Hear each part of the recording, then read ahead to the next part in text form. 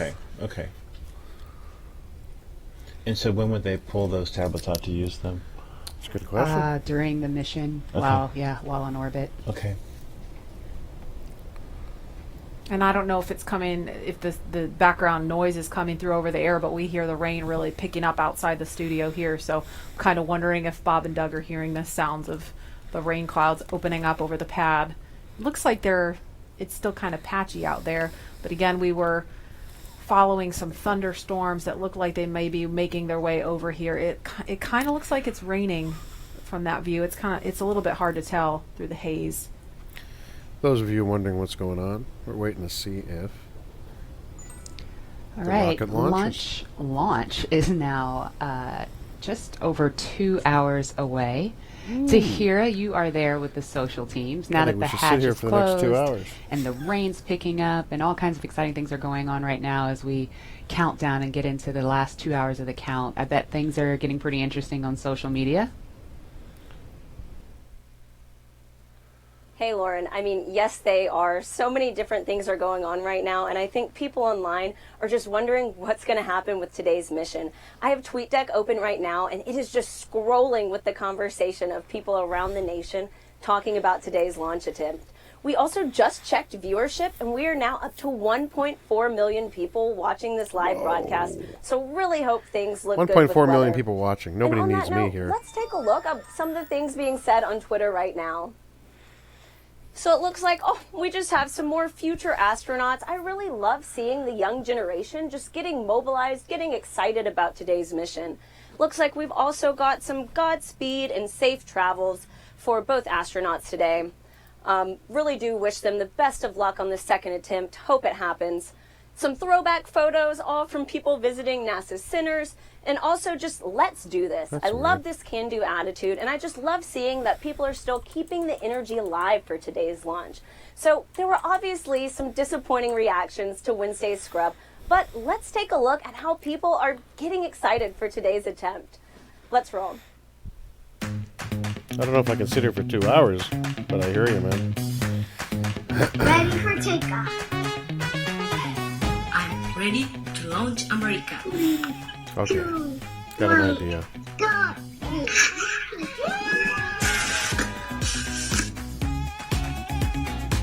Ready for liftoff?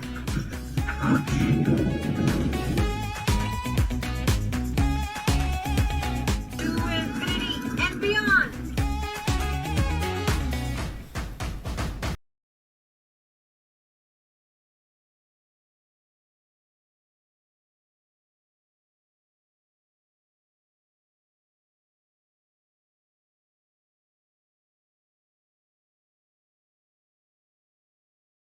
Hope you guys make it safe to the space station.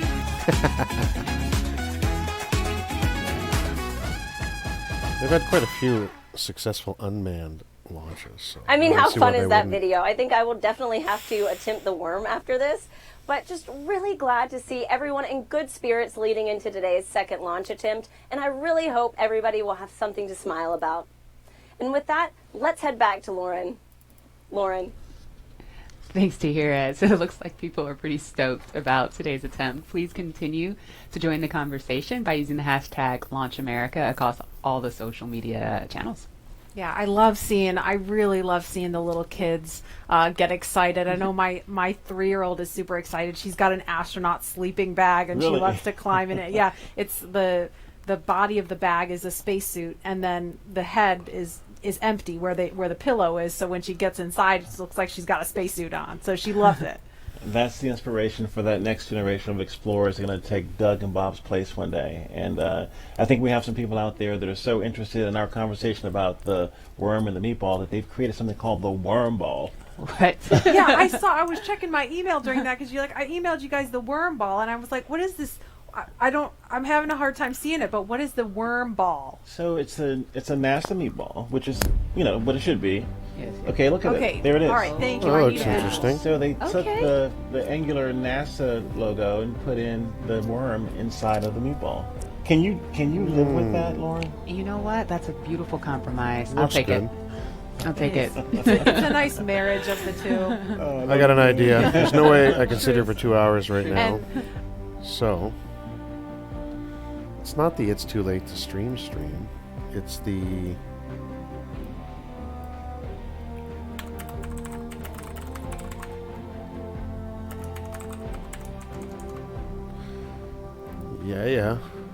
Yeah.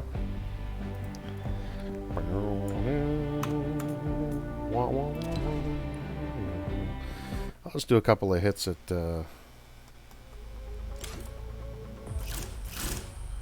couple of hits at agency. And then maybe we'll go back to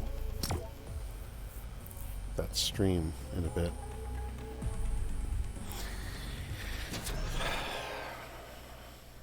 Interesting. 5 minutes in. And he's already off the street.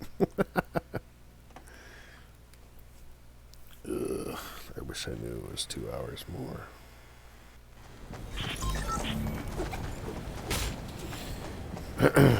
Anybody, if you write on the chat, there's a good chance I will see it.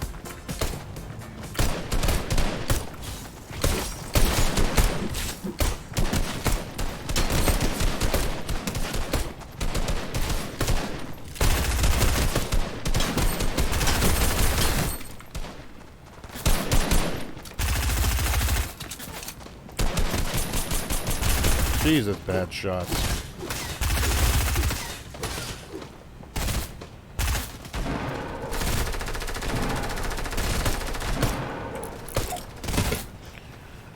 No bullets.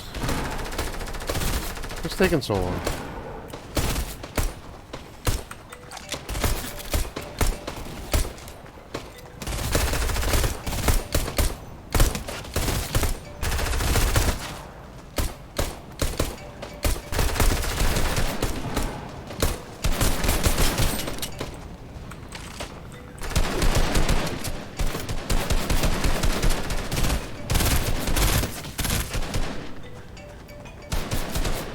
Out of bullets. You believe that? I'm out of Bulletskis.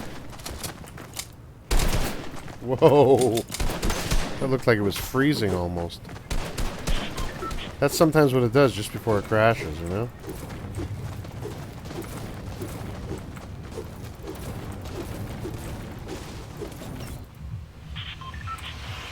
Alright, we're going to our favorite place in the universe. Okay, it's not our favorite, but at least it can help us clean up a few things.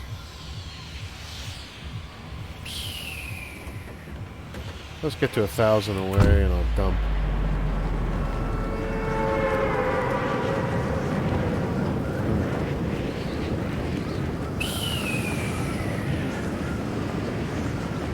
I've got a bad feeling about this, laddie.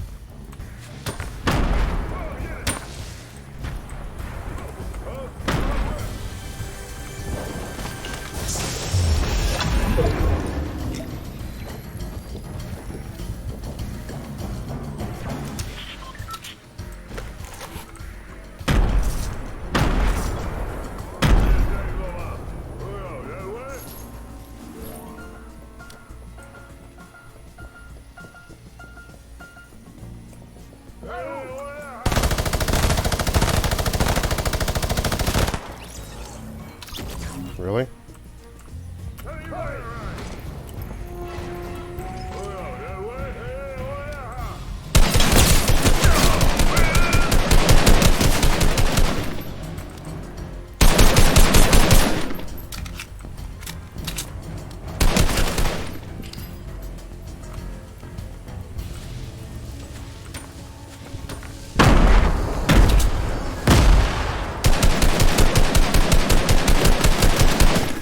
Why not hitting this guy?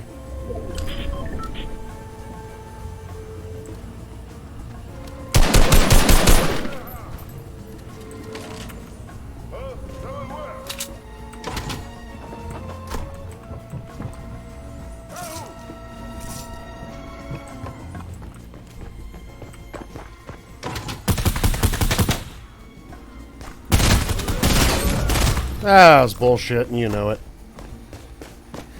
Ah, you son of a Trisket.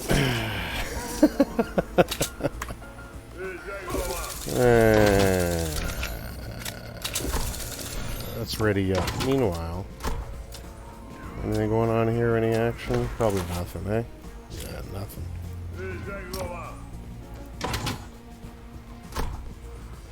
I gotta switch this stream to a normal one.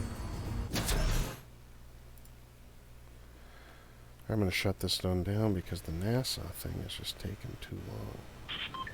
Here, where is it? Oh, look at that. Dragon, Chief Engineer on countdown 1, comp check. Chief Engineer, Dragon, we've got you loud and clear, following. Chief Engineer, loud and clear. This completes the South Command Responsible Engineering comp check.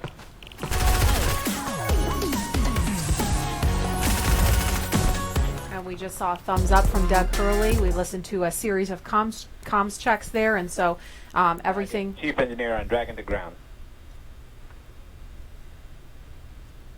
Loud and clear on Dragon to ground. Loud and clear. Well, good luck, and let's see if the rain clears up. Just got to chill for That another hour. sentiment is shared by all here. Do it. You can do it, Bobby! Copy that. Alright, back to this for now. There's hours before they do anything. Well, an hour at least. We'll do a quick run here. Not the best player in the universe, that's for sure.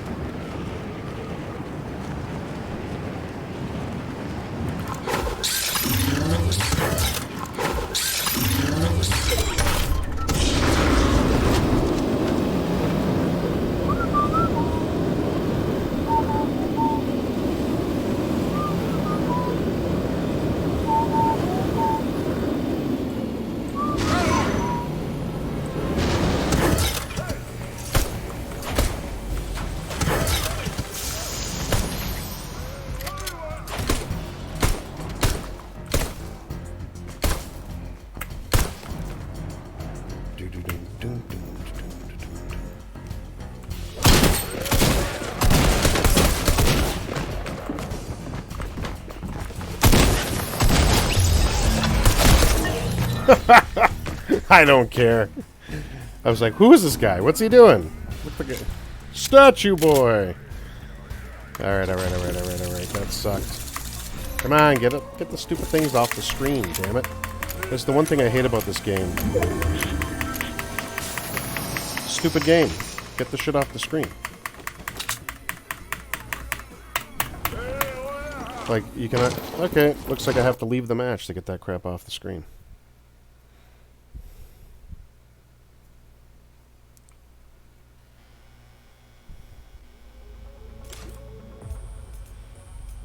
I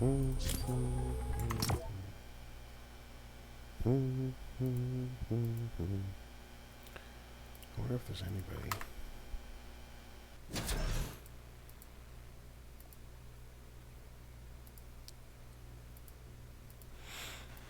Is that even real?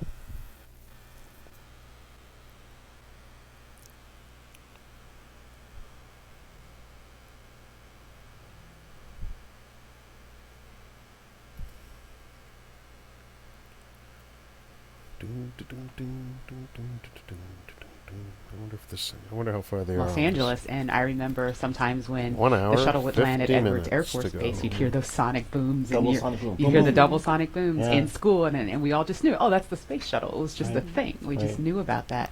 And it did make me sad that there's an entire generation of kids who didn't grow up with that experience. And I'm just so proud that, today, hopefully, we get to provide that for kids and hopefully have more and more of these a pretty launches to the cool point where it experience. becomes routine. Hopefully never Right. boring, but routine. And Yeah. there's talent in every zip code. So you have to make sure that every kid has the opportunity to do these types.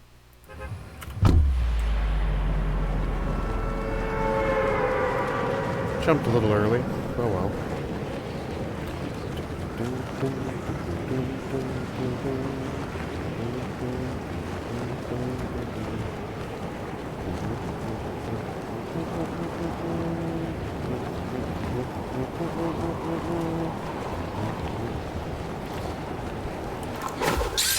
Gotta start a little early because I ended up dropping early. Gotta stay up a little. I'm not gonna even make it.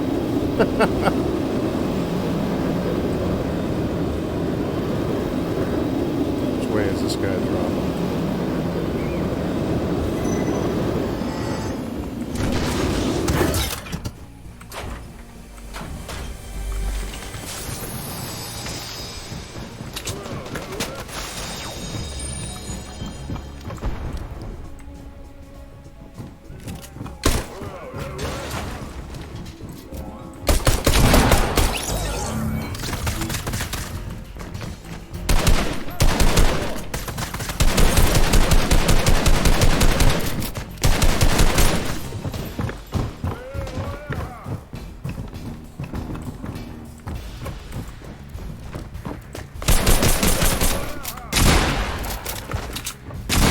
Jump and die!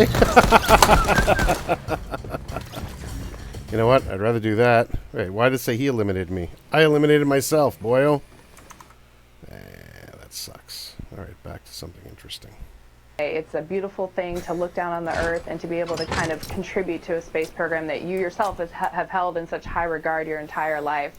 I would say that the biggest challenge going into sort of those longer times is remaining vigilant. The engineers make it so easy to live on board the space station. Sometimes you forget you're actually surrounded by such a hostile environment. So remaining vigilant both day to day to have that appreciation that you wake up with every day, and then also being vigilant knowing that things could take a turn for the worse at any time and you have to be ready to react to that. So it's a great privilege, but it also comes with great responsibility. You came to NASA after the days of the shuttle program and you flew on the Russian Soyuz. What does it mean to have this private capability to fly astronauts to the station? Well, I think it's just a great innovation in terms of our partnerships. You know, when we started out, it was individual countries pursuing space exploration. We brought in the international aspect of it, and now we're really folding in that commercial aspect, bringing the innovation of all of our American industrial power and recognizing that the more partnerships we have, the more accessible, the more innovative space exploration can be. So it's an awesome time, and it brings with it so much more capability into the program as well. So it's not only how we're doing it, but it's what it brings. We're looking forward to having this transportation from private companies. How does it help you do your job in space? You know, I think one concept that we have in NASA for safety and to mitigate risk is called dissimilar redundancy. And here now we're bringing up a whole second way of getting crew to the International Space Station and getting cargo, last minute cargo. So we're increasing how much science we can do on board the space station by twofold. I think I'm just going to go have some fun over here at Sweaty Sam's. How did I level up to 200 already? Yeah.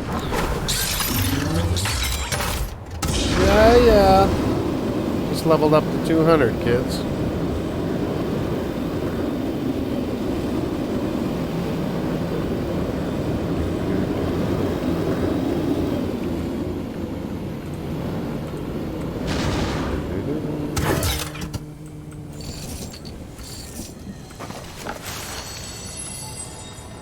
Why is there no weapons here? Get the Bolitskis, man.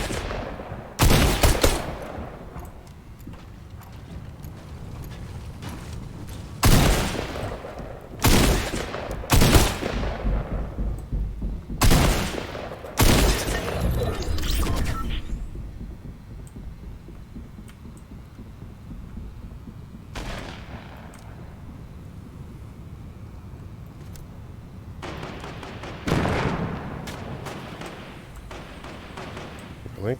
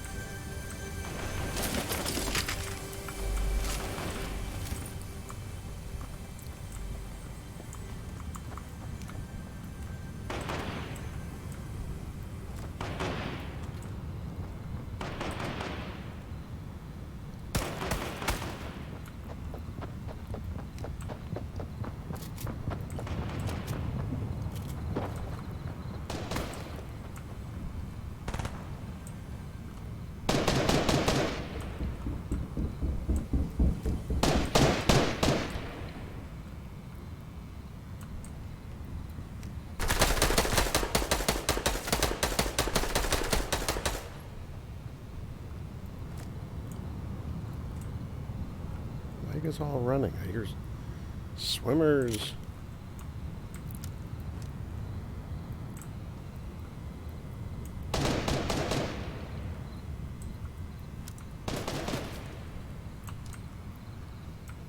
I don't want to bother, but everyone's like going crazy around here. Alright, you know what I'm gonna do?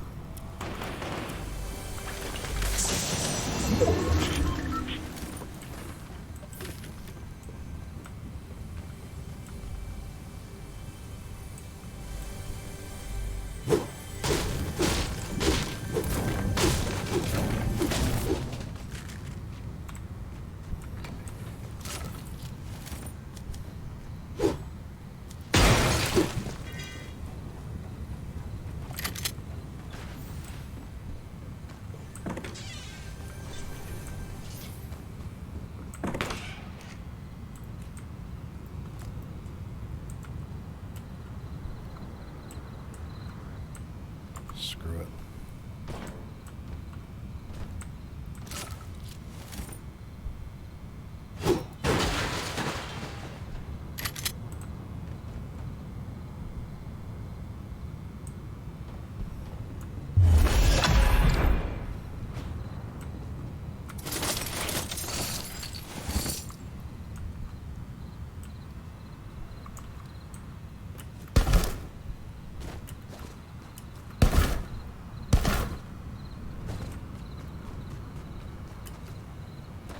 Are you kidding me, dude? Somebody left a slurp fish?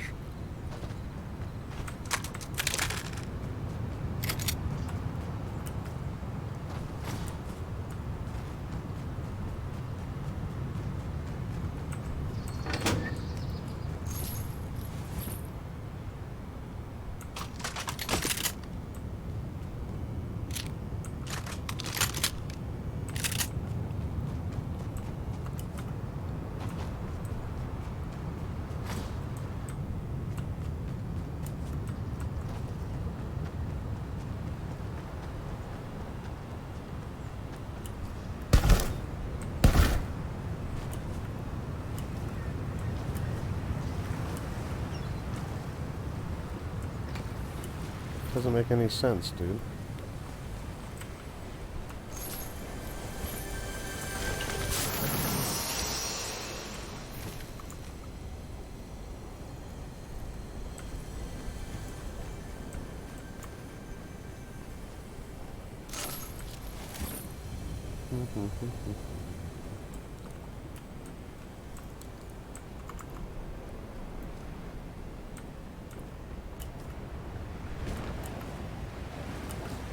Did I really dick around until everybody disappeared, basically?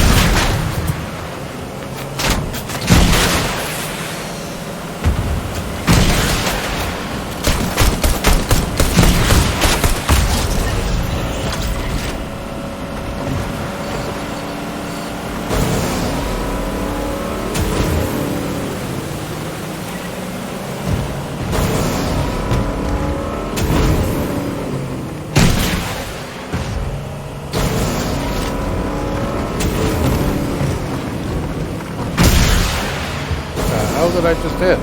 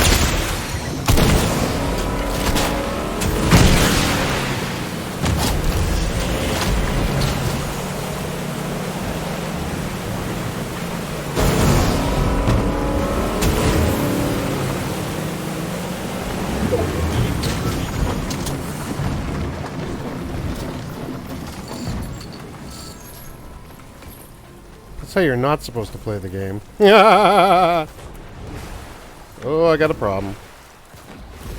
I made a bit of a boo-boo.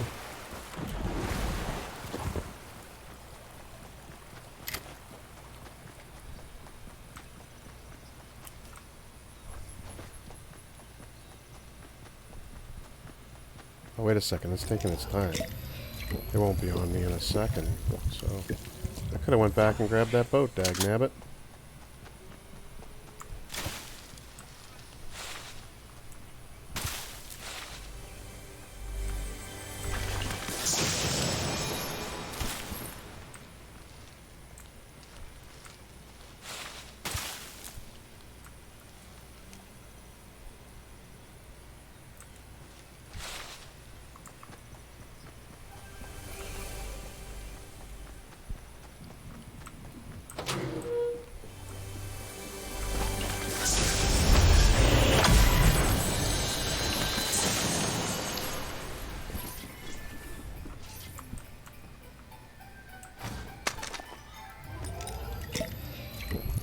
Just for the 3, why not?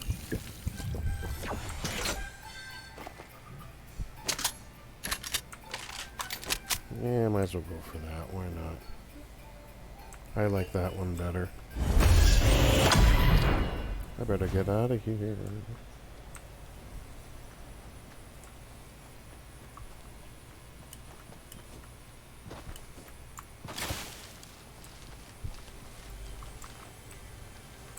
Alright, let's see. Here's where we are, right? Okay. Ooh, I gotta get at least over to here. That's not good.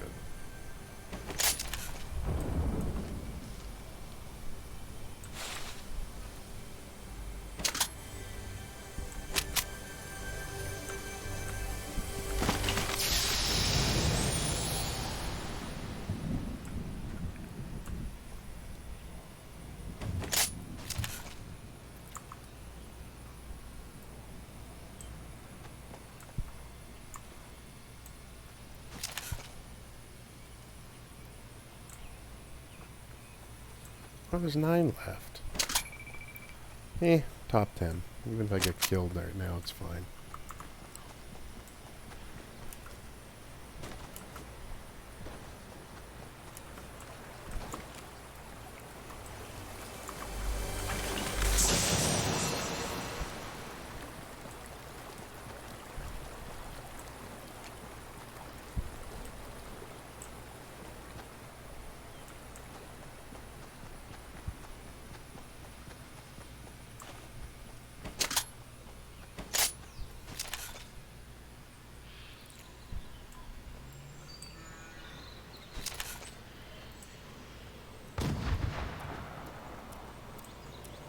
Where did that come from, that noise?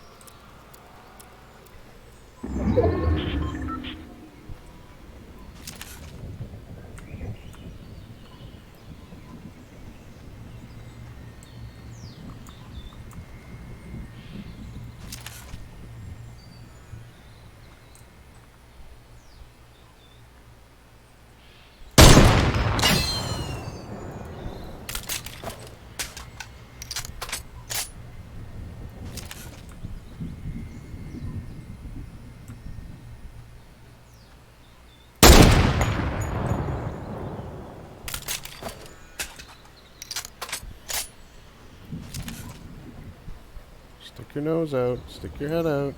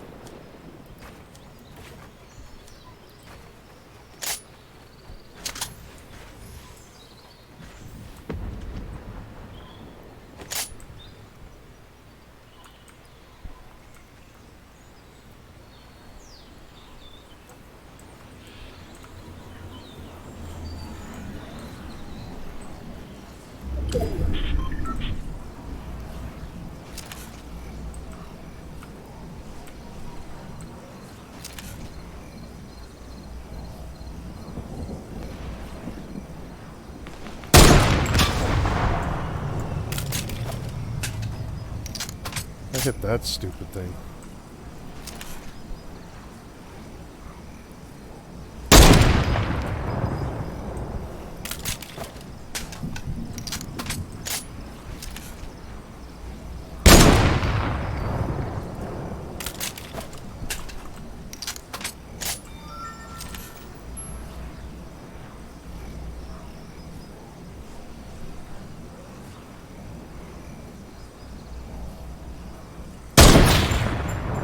Frig, I dropped my own stupid thing. Like a putz!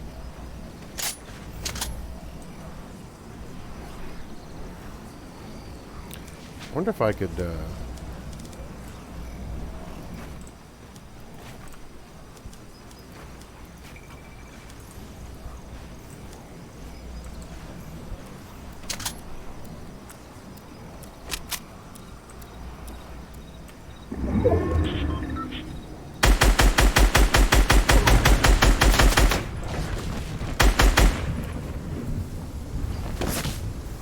Oh, I almost died. That was smart of me.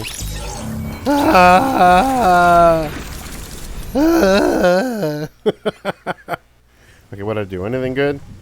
Yeah, you just keep hiding there in your little shelter, you cheesehead. Alright. 3rd place. Better than 4th. Ooh, I just saw somebody over there.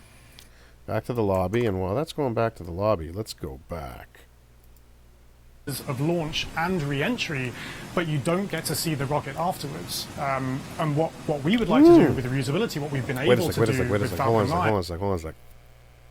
You have reached. You've reached level 100? What? What you mean, 200? Level 200. Why would it... What? Huh? This game is glitched, people. It's glitched!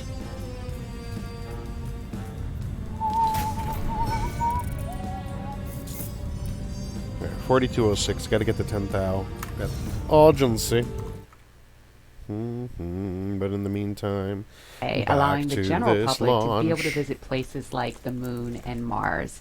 And as you've heard through several interviews today, reusability is a really, really important part of that. Imagine if every time you flew a plane from LA to New York, you threw it away at the end of the flight. That would not be very smart. Essentially, airline travel would be too expensive, costing hundreds of millions of dollars a flight, and almost no one would be able to fly. And so that's what SpaceX is trying to do here with reuse, allowing not just a handful of people to be able to go to space, but tens of thousands and hundreds of thousands of regular folks like you and me to be able to go to space. So, myself, when people like me have a chance to go, I know my dream is to land on Jupiter's moon, Europa. Scientists believe that there is a liquid water ocean underneath the ice and that it has the potential to be habitable. And so I'm super excited to get up close and personal to maybe some space fish. Leland, what about you? Where would you go? Wow, that's a pretty interesting destination. I think I would like to go to Mars. We've studied Mars so much and looked at it, and I think maybe having a Martian base that is dog friendly, bring the pups along, because I think as we explore, we want to take our families, our cultures, our traditions, with us, and flying with Doug and Bob is cool, but having more people, There's the dogs. The puppers, taking the puppers to space. I mean, they're not. They look ready to go. They are ready to go. We just needed maybe some like SpaceX type suits for them, But it's that's what it's all about, exploration. Like the settlers going the west, they took everything with them, and they started these new communities and these new traditions. And I think that's what we do with space travel. We start new traditions and communities and bring everyone together as one family, one civilization. Absolutely. We're here for it. And knowing that the opportunity to fly to space as a private citizen is really just right around the corner, we have a new poll question on Twitter for you. If given the opportunity to fly to the moon, now we're talking the moon, would you fly to the South Pole where no one has ever been, or would you go to the Apollo 11 landing site? So those are going to be some interesting answers. And while there is not a ton of cargo on today's mission, Dragon is carrying two very special payloads, aside from Bob and Doug, of course. The first of those payloads is a series of custom art pieces entitled Humankind by Los Angeles artist Tristan Eaton. These indestructible, double-sided paintings made from gold, brass, and aluminum celebrate how far humanity has come, as well as how far we still have to go. It includes a beautiful homage to the Saturn V rocket, as well as a nod to Bob and Doug's current ride to space. Nice? And you can find more images and information about these pieces on SpaceX's social channels. Next, in the spirit of inspiring the next generation of explorers, we wanted to celebrate the class of 2020, from kindergarten all the way to graduate school. So SpaceX and NASA invited students from around the world to submit their photo to fly on America's first human spaceflight in nearly a decade. Each graduate's photo was used to create a mosaic image of our beautiful planet Earth, which we printed, and it's now being flown aboard Bob and Doug's flight on the Crew Dragon spacecraft. Bob and Doug. We received nearly 100,000 It's the McKenzie brothers photos. flight. That's a ton, so thank you, and congratulations, graduates. Oh, that's hilarious. Yeah, I've got a couple of family members and friends who submitted their photos, so they're super excited about seeing their faces go to space in that beautiful mosaic. That was really cool. And again, that's what it's all about, everyone coming together with their experiences and bringing them forward to That'd be space. hilarious. And Bob I and Doug. Regular people flying to space. I mean, SpaceX is going to be flying non-government people, non-military people, but people that have a desire to explore. Bob and Doug McKenzie go to space. New things and traditions off planet, as we say sometimes. Yeah, I mean, all this time Actually, since we've had the International Space Station, it's been government astronauts performing the research because they're the only ones we've been able to send, right? But we've had some tourists, though. We've had people that paid their way on a Soyuz rocket. Sure. Go. But it's really the Billionaire Boys Club. That's what Pharrell talks about with, it costs so much money to go to space, and I think that price point will come down as we make this more amenable for everyday people. Absolutely. And then eventually being able to fly artists and musicians and poets, people who can tell the story of what they've seen out there in a way that really connects to the soul of people down on Earth, so they feel inspired to go. Exactly. Now, following today's mission, we will be one step closer to a future where we can all have that opportunity to gain the orbital perspective and explore new worlds. In just over an hour from now, Bob and Doug will be the first people to launch on an American vehicle in almost a decade. And for the SpaceX team, if I can try to speak for all of us, which is impossible, but I will say it has been an absolute honor to have the opportunity today to have this stage to show the world what we've poured our hearts into over the years with our partners at NASA. And it's just deeply humbling to know that the agency and that Bob and Doug have entrusted us with this critical mission. The responsibility that's on our shoulders is huge, and we're just so grateful to be here today. Absolutely, and I know that our NASA teams really share in that sentiment.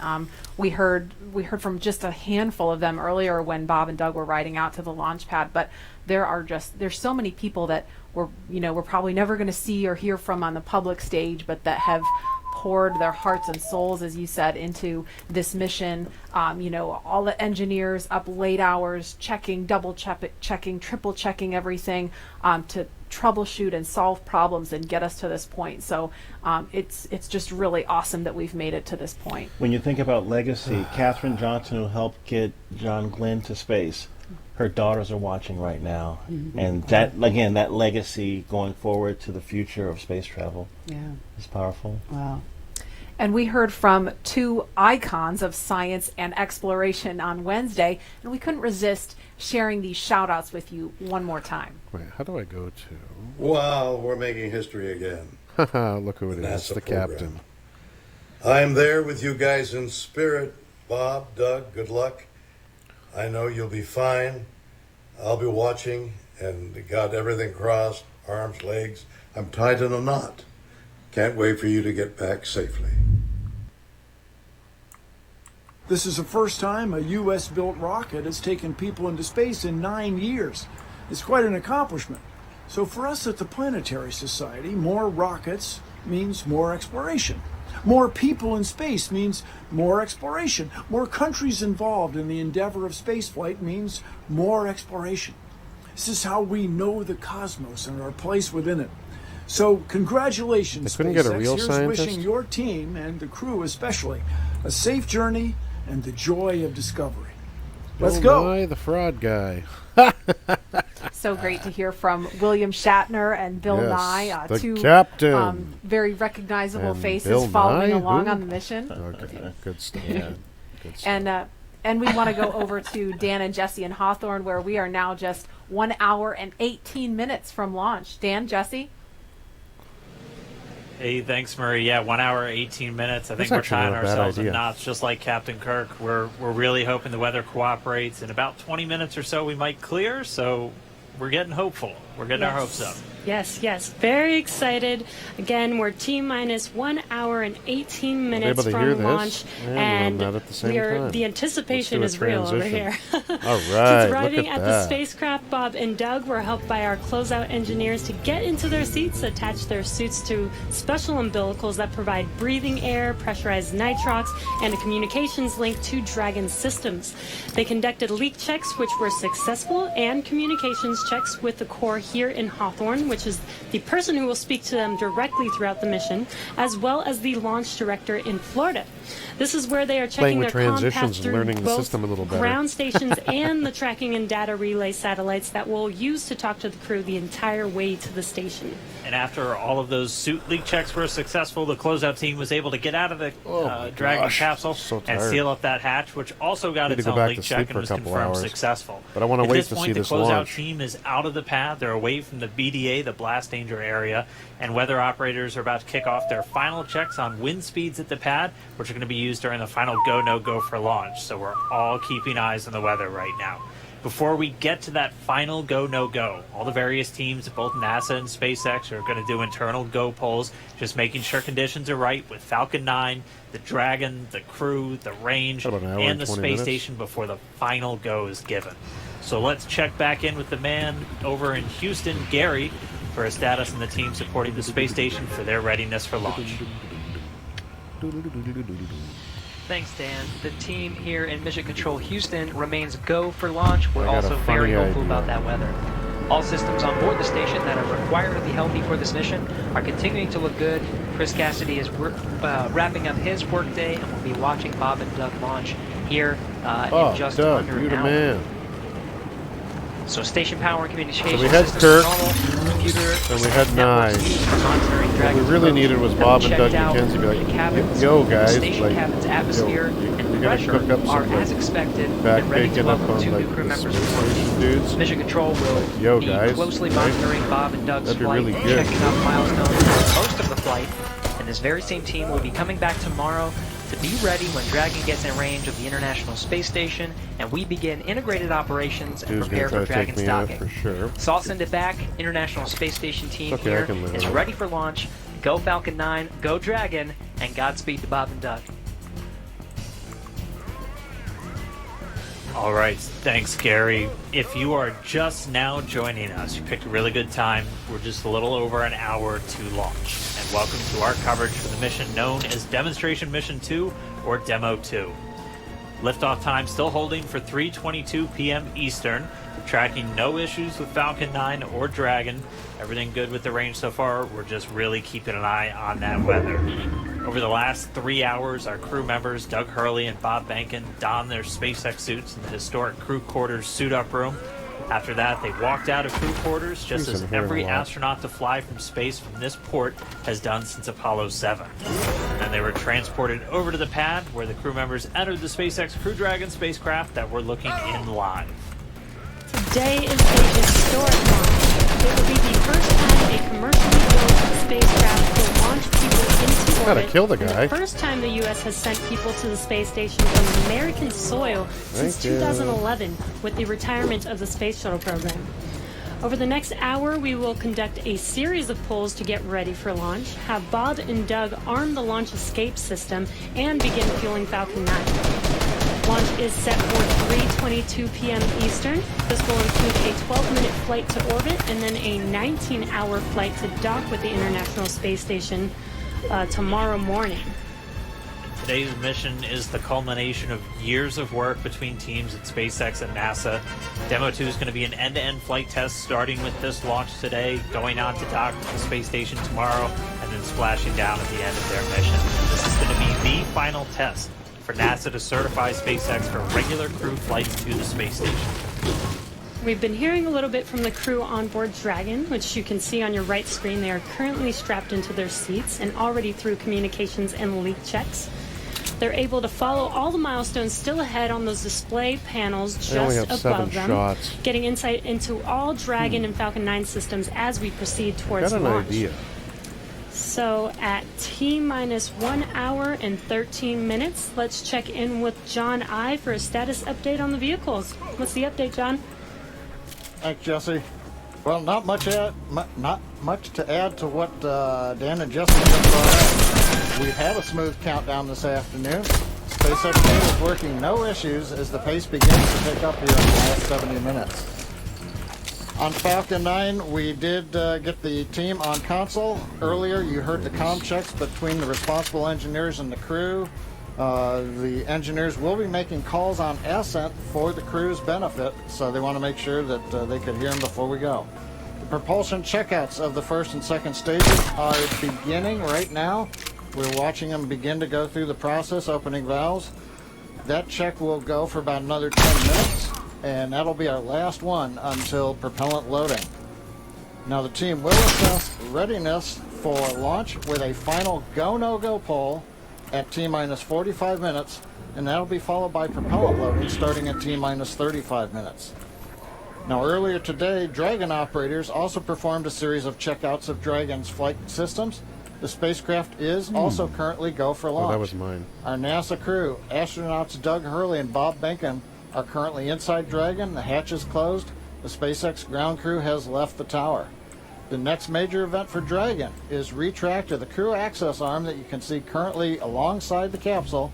That'll happen somewhere between T-minus 45 and T-minus 42 minutes. Now the range is currently clear for launch from historic Pad 39A. The worldwide network of ground stations and the tracking and data relay satellites are ready to support Dragon as it heads into orbit.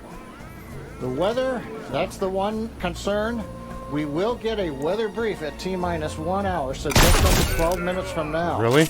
The ground and upper altitude winds are go, so that's one thing that we can check as green. In the current time, we did have some rain earlier that appears to have let up. But we are red on conditions for both the electric field at surface levels, lightning, and cumulus clouds. There is a expectation that a forecast that'll be coming up at about T-minus 1 hour also may give us clearance of those conditions. So everything is focusing now on the weather brief at T-minus 1 hours. Also, we should hope to hear about the final check on the ascent corridor. That's the weather along the Atlantic seaboard in case Dragon had to abort on the way to space. The conditions there have been marginal, but the expectation that it would be good for launch. But we will get all of that coming up here very shortly prior to entering propellant load. Now today we are aiming for launch at 3:22:45 If I did, where's p.m. the card? Eastern Daylight Saving Time, or 19 hours, 22 minutes, 45 seconds Universal Time. Once we begin loading propellant, there's no opportunity to change T0. So once propellant is loading, we're committed, and we'll get one chance at it today. But currently at T-minus 1 hour, 10 minutes, and 30 seconds, everything except the weather is go for launch. Thanks, John, for that detailed update. We've got an extensive history now of flying Falcon 9 from the Florida coast, and just last year completed a test run of the mission. We're less than an hour from beginning here today. The purpose of that mission was to demonstrate Dragon's capability to safely and reliably fly to and from the International Space Station. The success of Demo 1 was a really exciting moment, paved the way for today's mission to where we are today. Ain't gonna work. Right now, we're getting ready to fly U.S. astronauts from U.S. soil for the first time since 2011. Dragon and Falcon 9 together have years of operational experience, or what we refer to as flight heritage. As I mentioned earlier, SpaceX has successfully completed 21 flights of Dragon to and from orbit since 2010, including 20 trips to the International Space Station. Not only have we conducted thousands of hours of testing, we've also enhanced and added a number of safety features to Dragon. Much of what was learned with the Cargo Dragon was leveraged in the design of this new vehicle. It's fully autonomous, which means it can basically fly itself.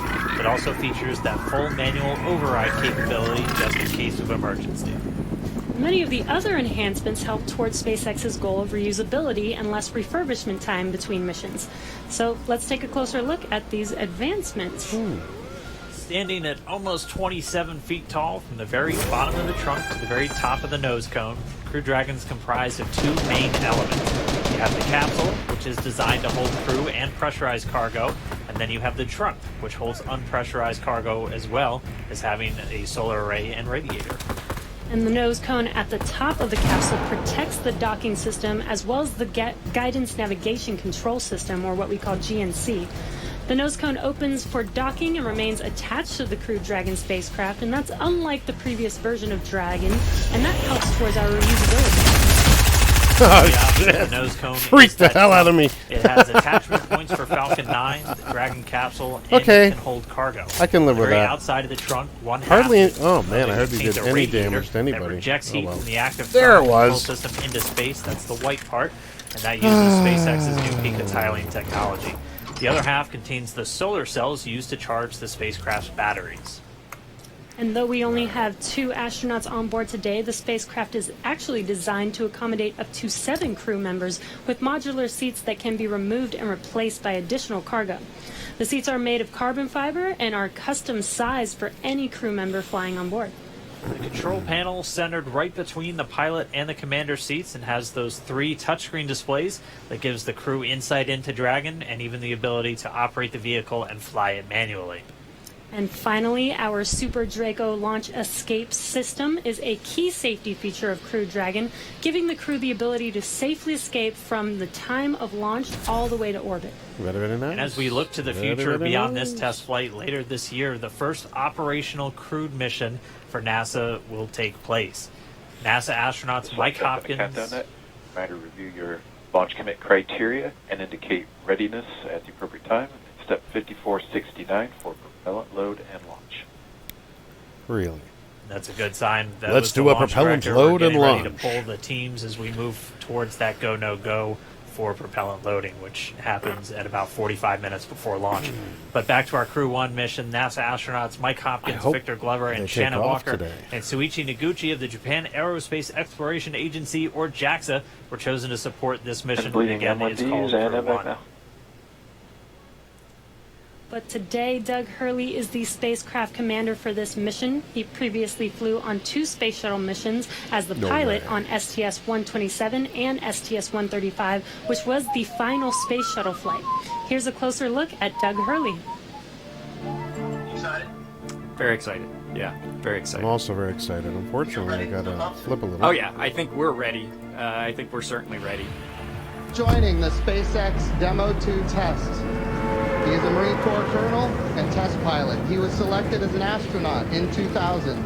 He piloted Space Shuttle Endeavour and Atlantis for STS-135, the final space shuttle mission. Introducing NASA astronaut Doug Hurley.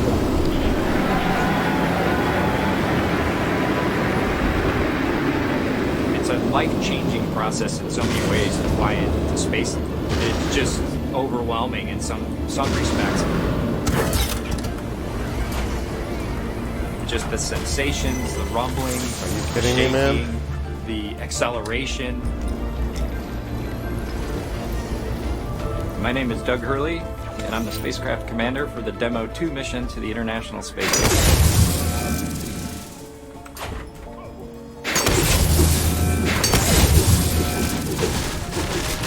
This will be the first time the Dragon had crew on board, and so there's a myriad of objectives we want to achieve for this mission. What would work on orbit, what might not work on orbit, what would definitely work, to be able to just have the entire integrated team that's going to support us getting to and from space station. It was really neat being part of it. You know, we are the lucky ones that get to fly it, but we certainly not for 1 second take for granted the amount of effort that so many other people had to put into this to make it successful. For Doug personally, he's worked so hard, I mean, through his entire life, to get to where we are right now.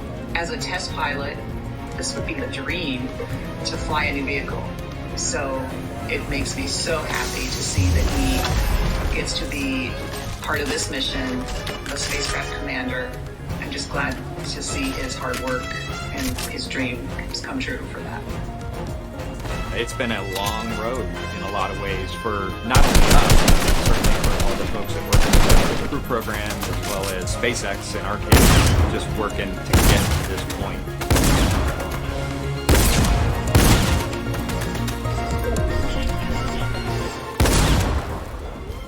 We're a little over 1 hour, 3.5 minutes away from launch. Now let's learn a little bit more about the man sitting next to Doug Hurley inside Dragon, NASA astronaut Bob Beck. My career at NASA has kind of spanned a couple of decades at this point. I arrived with the class of 2000, went through the training program, primarily focused on the space shuttle and the International Space Station, learning those systems. Having launched a couple times on vehicles, you know, the second time was definitely different than the first time. You can feel a little bit guilty of, hey, should I study one more thing, or is there one more piece of information I should get? Am I really prepared or not? So that's definitely different between where I was on my first flight and where I'm at right now. For me personally, as a spouse, watching everything that Bob has put into this over the last 5 years, the dedication that he's shown, the perseverance is pretty special for both of us, though. The way our minds work it won't be until sort of the mission is complete that you have really a chance to savor it and celebrate it. This is a huge accomplishment for an Air Force flight test engineer to be part of the demonstration mission of a brand new vehicle. It's going to be amazing. Without a partner that has that same appreciation, I think it can be challenging for some folks. There's a lot of work and a lot of time that takes away from family that that my spouse appreciates, and I love her for that. On a deeply personal level, I'm really excited that my son is going to get a chance to see me launch into space. Being an astronaut has been a little bit of an abstraction thing for him because he's seen me do it in old videos, but he hasn't seen me do it for real. And so I'm excited for him to see this launch. Really, my role on the Demo 2 mission is to make sure that we get this vehicle tested and evaluated so that we can move on to more operational missions at the International Space Station. We've got a lot of objectives on board the vehicle that we need to accomplish to really make sure that it's good to go. We'll make sure all those systems are working during the test flight so that the future missions will have them available even if they don't plan to launch. Through years of the NASA team helping to share that experience and teaching them the lessons that we've learned by going through this, now there's another capability in the U.S. besides NASA to operate something of this magnitude. I want to thank the entire Commercial Crew Program team that's worked together to get to this point where we've got vehicles and a launch pad ready to head to the International Space Station. Big problem, man. No bullets. If we look even further into the not-so-distant future, flying on a mission to space will be an option for more people as SpaceX plans to also fly private astronauts on board Dragon. Earlier this year, SpaceX signed an agreement with the space tourism company Space Adventures to fly up to 4 passengers on an orbital trip aboard Dragon as early as next year. And of course, it's NASA that is making private astronaut missions to the space station a possibility. We are looking forward to these missions, and we hope that you guys are all too. All right, we are just 20 seconds away from T-minus 1 hour. This is going to be a really big moment that everyone's going to want to listen to. We're expecting a weather update, obviously hoping that the weather is improving, and so we should find out in the next 10 seconds or so. So we're going to stand by for a moment and wait for the Corps to give Bob and Doug a call, and then we'll all hear the latest. We're at T-minus 1 hour. You are go for 76 and ready for go for launch.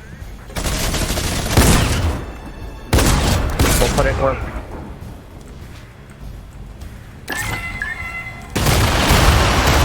What the hell? That was somebody else. That was a little bastard. This piece of that trash. Right there was a call for the crew to refer to some of their procedures. They do some final checks. You can see them checking harnesses, checking helmets. What the hell was that? Making sure that they're strapped in and ready to go. And once they're done with that, the crew will report their readiness for launch. The guy booby-trapped the whole area. What a prick.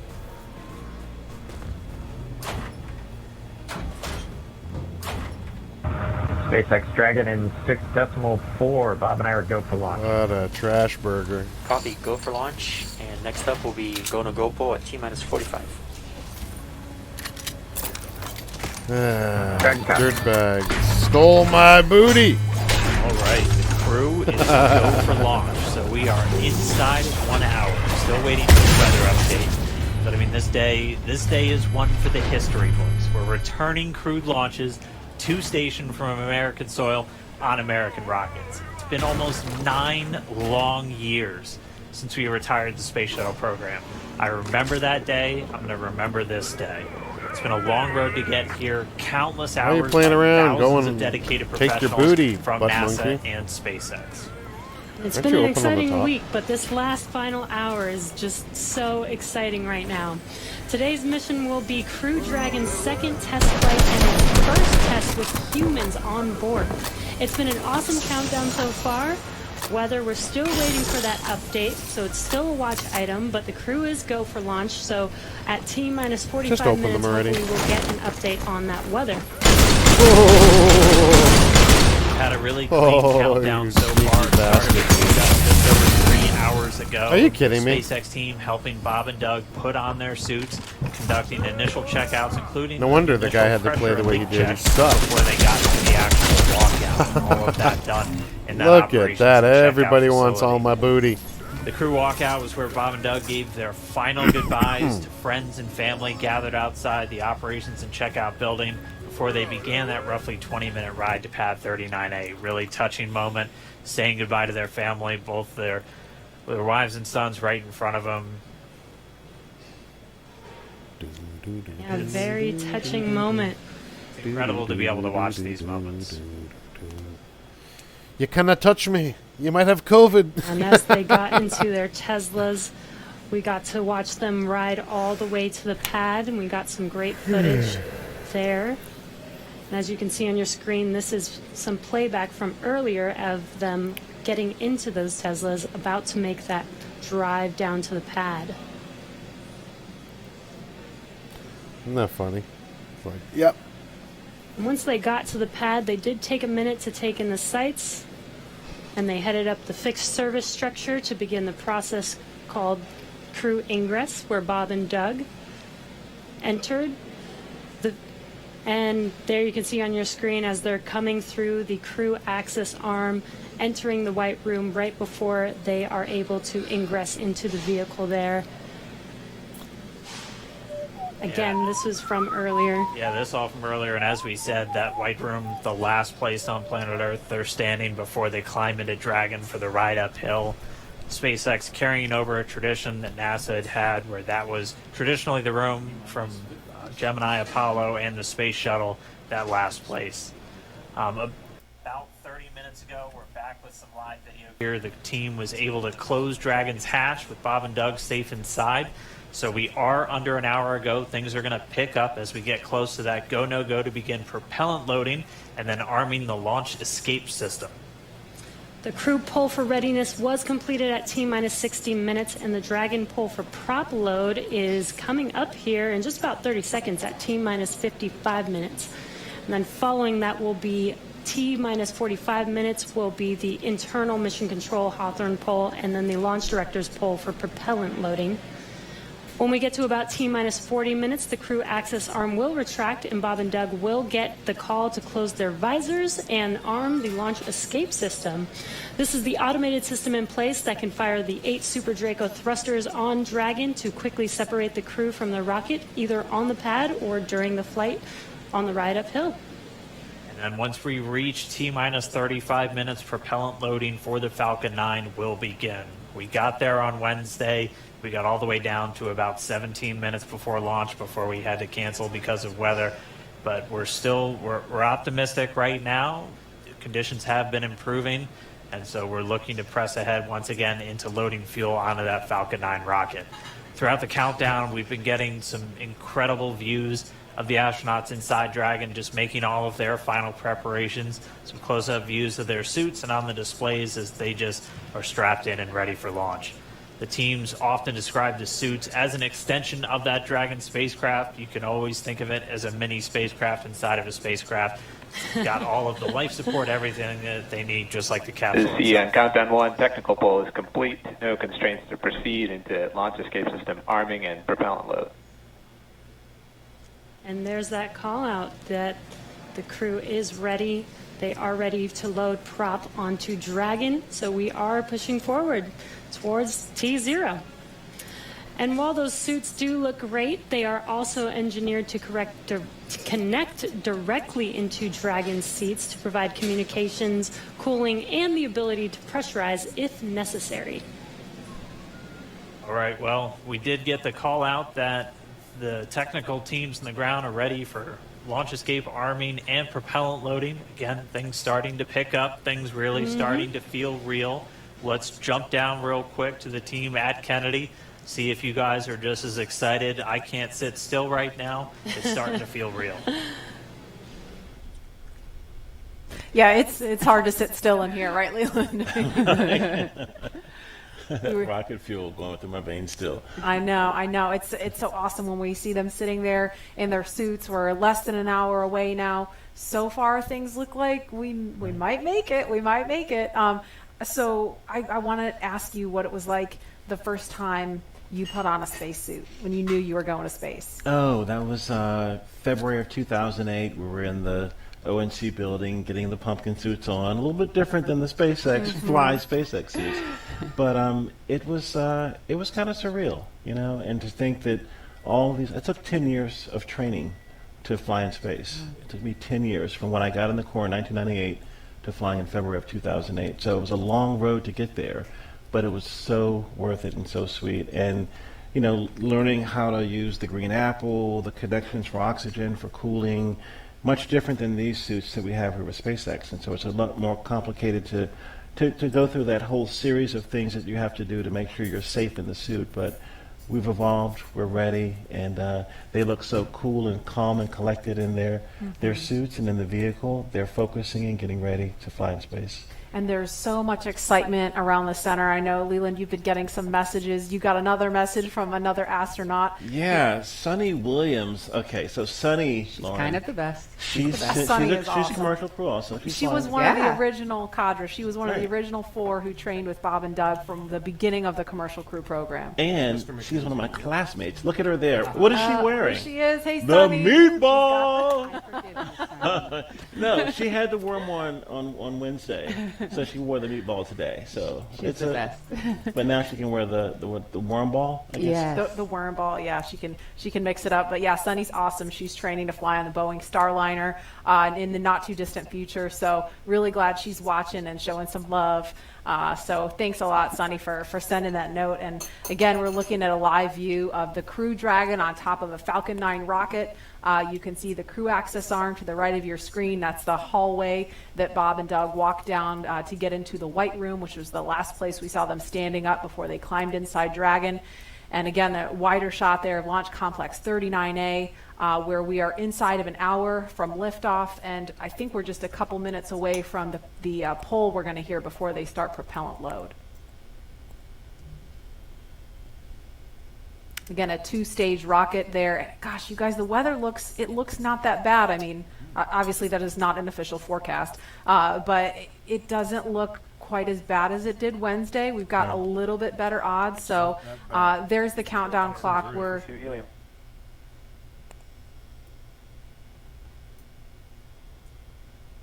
going to pause to listen to that comm.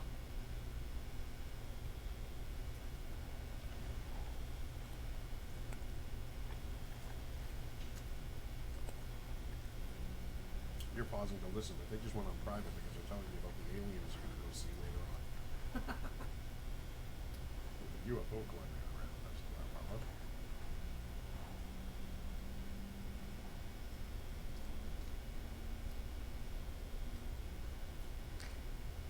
If you're just joining us, we're less than 50 minutes from the scheduled liftoff of the Falcon 9 rocket carrying Crew Dragon. And if we start to hear any kind of update on weather or polling, we will pause to listen in for that. But if things go as scheduled, we should be hearing the launch director verify go for propellant load at about T-minus 45 minutes. So we're going to send it over to Hawthorne to carry the ball. John Instrucker or Jesse, are you there? This weather is go at this time. Dragon copy, go weather.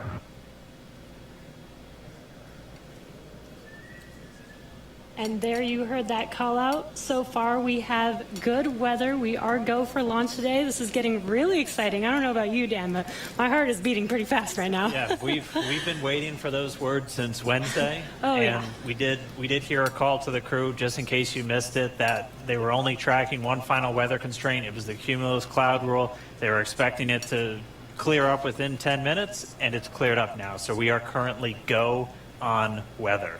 Yes, and it's been pretty incredible to be so close to launch, and the road leading up to this point has been pretty incredible as well.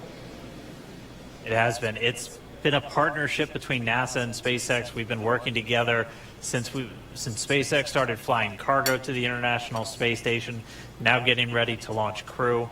And we've been really fortunate to work with not only a lot of international partners on the International Space Station, but a lot of And as a really great reminder, here in companies. the control room, We'll be closing doors here once we start with propellant load. Any last-minute bio breaks, please go ahead and accomplish those in the next few minutes. And the launch director just getting the teams ready. We'll be coming up on that propellant loading. Again, that starts at about 35 minutes prior to liftoff, so in about 12 minutes from now.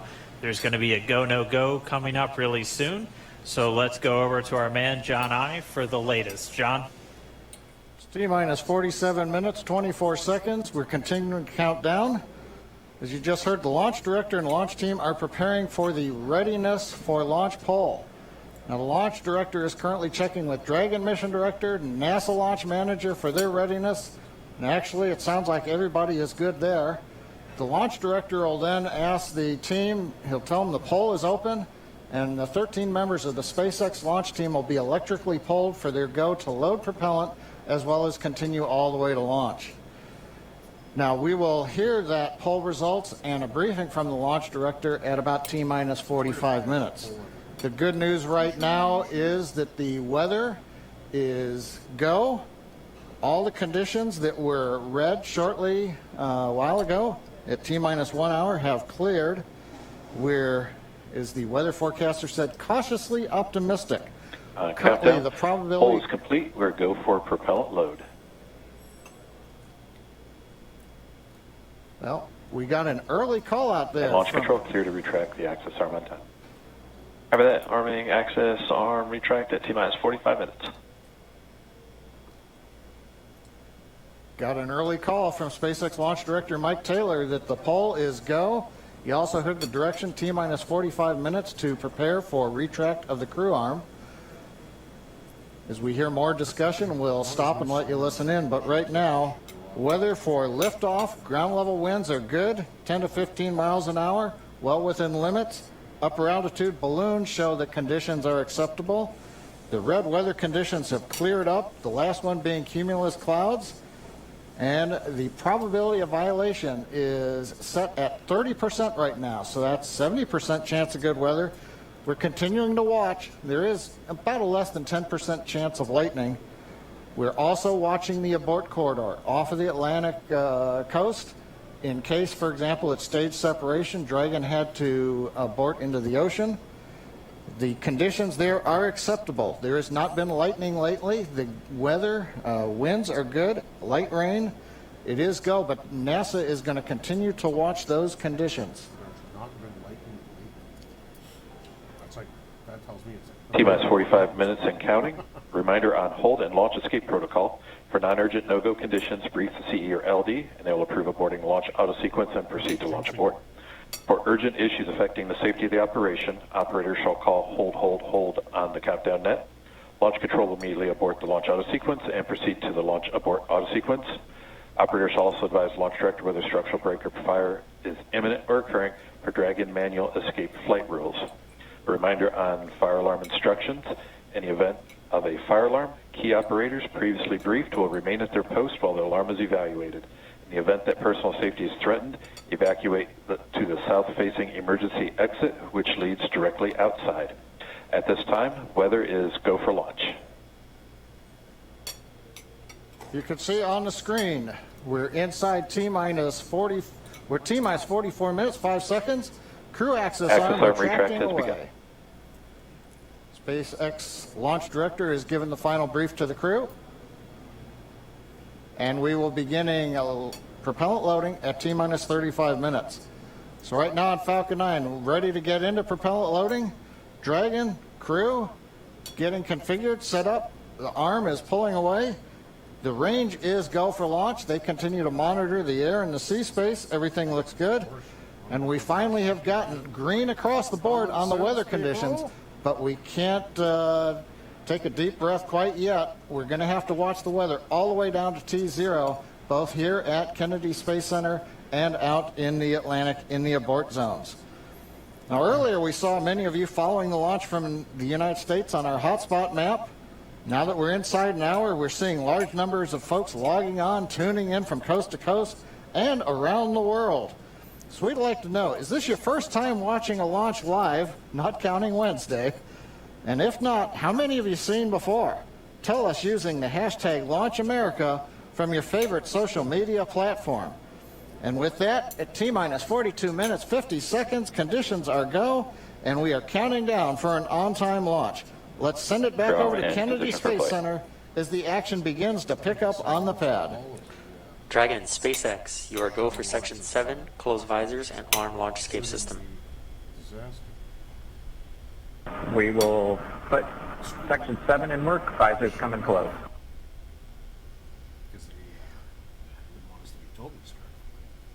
All right, the countdown clock is continuing to tick. My heart is continuing to beat 5 million beats a second, and we are getting so close. SpaceX Dragon in 7.2, visors are closed. We're arming launch escape system. Copy.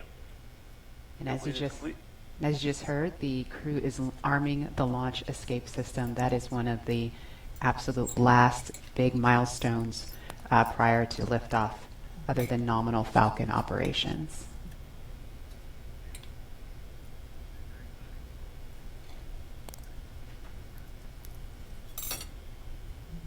So just a minute ago, we saw the crew access arm retract, and obviously we just heard on the comms, Bob and Doug getting ready to arm the launch escape system, and so that is something that protects them all the way to orbit. So when fueling starts at about T-minus 35 minutes, so just over 6 minutes from now, they will have the capability to abort, to separate from Falcon 9 either on the pad or even after liftoff.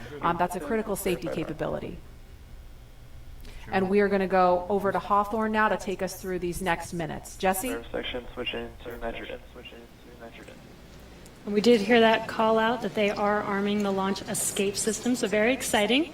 SpaceX has designed Crew Dragon and Falcon 9 to be the safest launch system ever flown.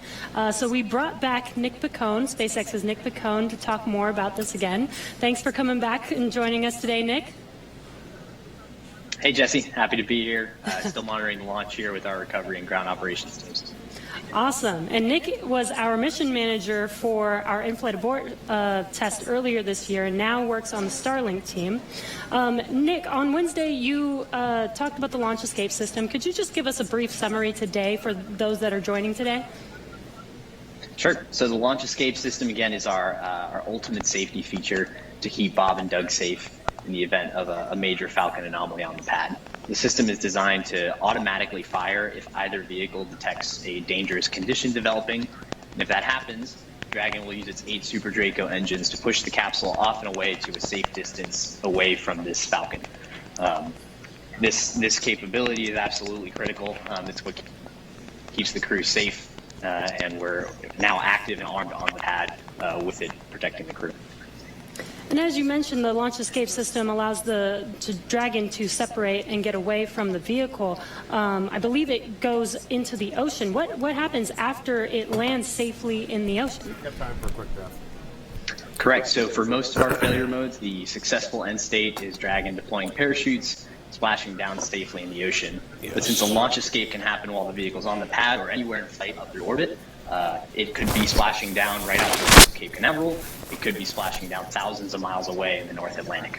If that happens, to make sure we can get to Bob and Doug as quickly as possible, the Space Force's 45th Space Wing, Task Force 45, has pararescue teams staged and ready all around the world, ready to drop in and rescue Bob and Doug as soon as possible. And you mentioned that the launch escape system will keep them safe all the way up to orbit. What other options are there after Dragon is in orbit? Sure. So if for any reason we're unable to dock to the International Space Station, we have several pre-planned return trajectories, which will bring the capsule down to a splashdown point close to shore, where NASA and SpaceX recovery forces will be waiting to recover them. It'll look like an otherwise totally normal recovery operation, except for the early end of mission. This operation is something we're doing with one of 2 identical crew recovery ships. We do that because the landing sites, we want to maintain as much flexibility as possible. There could be changing weather conditions that bring down one site and leave the other one up. So we have those 2 identical ships, one in the Atlantic, one in the Gulf of Mexico. And our space operations team can redirect the spacecraft to go to whichever site is the safest option for the crew at that time. And with the vehicle, in almost any scenario, it sounds like the vehicle will land into the ocean. And it may look like a gentle landing into the ocean, but it's a pretty dynamic event happening. And you mentioned there are teams that are ready to go and rescue the vehicle and the astronauts on board. How do you prepare for something like that, especially with so many different scenarios that could happen? Change the audio back to my headset. Sure. So we're lucky to have had about a decade of recovery experience with Cargo Dragon 1 in our previous trips to the International Space Station. That, along with our booster recovery missions, we've got a great team of recovery operators here who have a lot of offshore experience with our spacecraft. The system, though, that we took that experience, we built up a new recovery ship, two identical crew recovery ships, I should say, which have a lot of those lessons learned baked into the design of that ship and the operations. These new ships have complete medical facilities, an operational health pad, and redundant communications, power, and propulsion to make sure they're robust and ready for anything we encounter offshore. We've also done tons of training exercises with the SpaceX team, the NASA team, and the rescue force, as I mentioned earlier, practicing capsule recovery, emergency scenarios where we have to get the crew out of the capsule while they're still in the water, as well as those helicopter evacuations, taking off and landing from the pad many times, so that we make sure the team is ready to do that. They're all staged and ready. They feel ready to support. Be ready to call on us if anything goes wrong today. Awesome. It sounds like Bob and Doug are in some really good hands and will be safe no matter what occurs on the vehicle. So what the hell? Why wasn't he shooting? Joining us again for piece of shit. I shot twice. All of those details. And he was sitting there like an idiot. As we are for a launch coming only up shot once. very, very shortly what a now. piece of crap. So we're going to send it over to KSC to Lauren. Total trash. That was bullshit. Meanwhile, while that's loading, Jesse. let's go back to So, this. as you just heard, fueling is That was about to total begin at T-minus 35 minutes. We are about 50 seconds away from that. And so we're getting really, really close to the first launch of astronauts into orbit from American soil since 2011. The launch escape system is armed, which, as you know, happens before fueling. And Dragon propellant load, that's the propellants that are inside of the Dragon capsule, not the rocket. Prop load for Dragon took place weeks ago and just a few miles down the road in what we call Dragonland. And those propellants, they are MMH, or monomethyl hydrazine, which is the fuel that we use. It's hypergolic fuel. And NTO, or nitrogen tetroxide, that's the oxidizer. Those two come together and they ignite in space to propel the vehicle. You don't need that T-tab or a third thing to ignite because hypergolic propellants don't require it. You just need the fuel and the oxidizer. And as you just heard, propellant load has started on Falcon 9, and that's awesome. All right, so that that bipropellant system feeds all of the engines on Dragon. So Dragon has 12 service section engines in each. So there's 3 in each quad, 3, 3, 3, and 3. Those are used for on-orbit maneuvering for Dragon. There's also 4 additional Dracos that are underneath the nose cone for large Delta V maneuvers that the vehicle will perform. But the engines that Nick Picone was talking about earlier are Super Draco engines. We have 2 in each quad. Super Draco. So 8 total. And those are bigger engines with a high flow propellant system. And those are what lift Dragon off of Falcon 9 in the unlikely event of an emergency that requires us to get off of Dragon, off of Falcon. Now, probably remember, let's see, a Mercury, Apollo, Soyuz, they have that big pointy tower on top. That's the launch station. Those vehicles, it's actually just another rocket on top of the spaceship that lifts the vehicle off. In the case of Dragon, our vehicle completely. And so that's just better from one less thing you have to jettison every single flight. But it also allows us to have escape capability from the pad, the all the way through to orbit. And so even at the very last minute, if we needed to get off of stage 2 while we're in space, we could actually escape orbit. So yeah, that's the escape system for little baby Dragon here. Thanks, Lauren, and thanks for walking us through that, because I think it's really important that people understand that critical safety capability, and that's the whole point when we hear that launch escape system is armed. What that means is that in an instant, they can separate from Falcon 9, shoot up into the air, and they can splash down safely in the Atlantic Ocean under Dragon's parachutes. And it was designed to do that. So now that fueling is underway, it's been going on for about 2 minutes now. So they have that safety capability ready to go on standby in an instant if they need it. And so we want to go over to Hawthorne now for an operational update from John Innsbrucker. John? Stage 2 fuel, all flow rates tracking nominally. Go away, don't call me.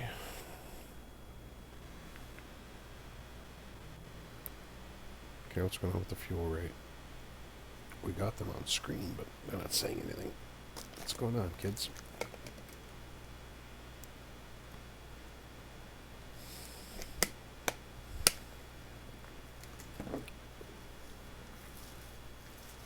Anybody there? Anybody there? I guess they're waiting for the fuel rate to... We're T-minus 32 minutes, counting down. These final minutes, everything's still looking good for Falcon 9 and Dragon for an on-time launch. Falcon 9 did begin propellant load at T-minus 35 minutes at I was plan. kind of pissed about Now on the Falcon 9, like we that. use a fuel and oxidizers, the propellants that power it. The fuel is commonly known as RP1. That's rocket propellant grade 1 kerosene. The oxidizer is densified liquid oxygen, also called LOX. Why not? Densified means it is kept much colder than typical for launch vehicles. This allows for more oxidizer to be loaded into the first and second stages. Now with the fuel and oxidizer on hand, we need an ignition source to complete that fire triangle, as we call it. For this, Falcon 9 uses a fluid called T-TEP. It ignites in the presence of oxygen to give off a green-colored flame. Now, it's hard to see on the first stage ignition due to the water that will be spraying on the pad, but you might just see the green flare as the second stage engine ignites following stage separation over 2.5 minutes of flight. Now, currently, first stage fuel tank is about 10% full.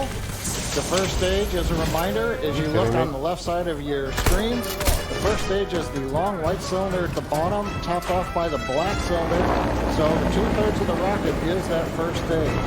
So the fuel tank is getting loaded. We're also loading the liquid oxygen into the first stage also. The second stage, which is the top 1/3 between the Dragon and the black cylinder, that's the white second stage. That is being loaded with fuel right now. That's about 8% loaded at this moment. Liquid oxygen loading is going to begin on second stage at T-minus 16 minutes 30 seconds. Liquid oxygen loading will continue on both stages all the way down to the last few minutes of the count. We're also loading helium into pressure vessels on the stages. That's used to pressurize tanks in flight as the propellant is pulled out by the strong Merlin turbo pumps. On board the Dragon spacecraft, astronauts are monitoring systems while the propellant is loaded into Falcon 9. While we mentioned we had trained them with sounds that we had recorded on board. They've been through most of the propellant load, and they are now experiencing those sounds and vibrations. Stage 1, cryo helium load started. No problem. They are going to support launch. Weather, the last of the red conditions cleared up about 15 minutes ago. Everything is marginal but acceptable on the weather. We'll continue to watch all the way through the countdown. Now, as a reminder, today we are now into an instantaneous launch window now that we've begun propellant loading. So at this point, if we hear a hold for any reason, we'll have to stand down and target our backup launch opportunity tomorrow, May 31st. Thanks, John. For Demo 2, Bob and Doug's flight to the station will take about 19 hours, and their journey is fairly similar to the trip our Orbital Dragon makes back and forth to the International Space Station, but with two noticeable differences, and that's docking and splashdown. And as we await T-minus 0 in just under 29 minutes from now, the ground operations teams are doing a series of system checks to make sure Dragon and Falcon 9 are both ready for liftoff. And we're continuing to get live views inside the capsule with Bob and Doug, and you're now also looking in firing room 4 down there at the Cape. Once we hit T0 and a successful launch occurs, we will watch Falcon 9 and Dragon make their ascent until the Falcon 9 first and second stage separates and sends Dragon on its way to the space station. And at this point, mission operators will prepare Dragon for on-orbit operations, where the vehicle will execute a series of burns that gradually raise its orbit to align more closely with the space station, as you can see in this animation. And just after putting Dragon into the same orbital plane as the station, teams will get ready for Dragon's approach and docking maneuvers. Next, Dragon will make its approach and actually dock with the space station. And this is a very different process from what we've seen with Dragon cargo deliveries in the past, which use a process called berthing. Berthing requires a spacecraft to approach the station and then stop so a crew member can maneuver the station's robotic arm to capture the spacecraft. Docking on this version of Dragon can be done autonomously with no crew on board the station. It's typically a faster process, both when arriving and leaving, but it does still require pinpoint accuracy to approach safely. Once captured, a spacecraft then gets attached to a common berthing mechanism, the same type of port that we use to connect each of the modules on the station. A little bit slower of a process, but the hatches are significantly larger than the docking ports, which makes them perfect for bringing up those really big cargo items. Dragon will spend up to 120 days docked before preparing to return home. Following successful completion of Dragon's test objectives and cargo loading operations, the crew will close the cabin, perform final system checks, and configure the vehicle for undocking. Once the automated undocking sequence is complete, Dragon will complete 2 departure burns using its Draco engines, pushing it away from the space station. And next up on the trip, deorbit entry and landing, or splashdown, which is going to cover all the operations following that final departure maneuver.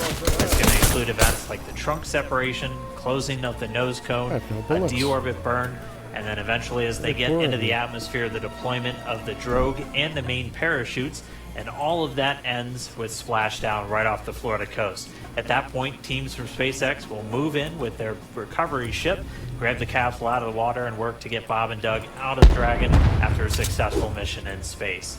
So we are 26 minutes away from launch. Fueling of Falcon 9 is continuing. Let's check in one more time down with the team at Kennedy. Murray? All right, thanks, Dan. We are so pumped right now because things have cleared up and it looks like we might actually do this today. If you're just joining us, we are now 25 minutes, 46 seconds and counting from the first launch of astronauts to the International Space Station from U.S. soil in 9 years. This will mark a new era where more people will be able to fly to space than ever before. And we want to share with you the results of a poll we had earlier. If you could go to the moon, the hell was that? That's not where the astronauts are going today. They're going to the space station. But if you could go to the moon, Trash! would you rather visit the South Pole, where no one has been before, or the Apollo 11 I got hardly landing any site? actual And it was a useful pretty stuff. even split. And We this had guy got less from me. 46% of you say you would go to the moon's South Pole, and 54% of you would go to the Apollo 11 landing site. I kind of side with the Apollo 11 landing site because I'm a history buff. Where the hell And I did he want to come see from? where Neil Armstrong and Buzz Kirk must have Aldrin built set himself up foot. and come So up from I don't there. know. What do you guys think, Lauren? Which place would you go? I'm with you on that one, and I would love to go see that flag there and those footsteps, those footprints there. Still be there, right? They There's no should wind still up be there. Still be there. Leland, how about you? I think I'm with both of you because it's just like, the meatball, the classic. That was not going good. to the classic spot, and that's where all of it started. That's where all that inspiration came, even though I was an antenna engineer, not genius. But besides that, that's history. And hopefully, maybe it wouldn't have to be one or the other. That's true. Exactly. Yeah. I mean, yeah, we're going to learn more from going where we've never been before, and so we need to go to the South Pole too. And we are thrilled to see all of you following along online. Thank you for answering our poll, and we're going to go over to Tahira, who's been monitoring all the action with less than 25 minutes to go. Tahira, I'm sure things are heating up online. Hey, Marie, I mean, you're completely right. Now that we have that go for launch, people are on the edge of their seat right now waiting on this historic moment to take flight. As you can see, photos are still coming in of just everyone around the country showing their excitement for this launch. And it's really been a touching thing to see how everyone's kept this excitement going from Wednesday's first attempt. So we just took a look at numbers, and we are now over 3 million people tuning in for this historic launch. And so for me personally, I just want to wish Bob and Doug the best of luck. This will be my own first time watching humans lift off to space from the United States, and it's just going to be a super emotional moment. For that, Marie, back to you at Kennedy for these last minutes How before old are you? launch. 15?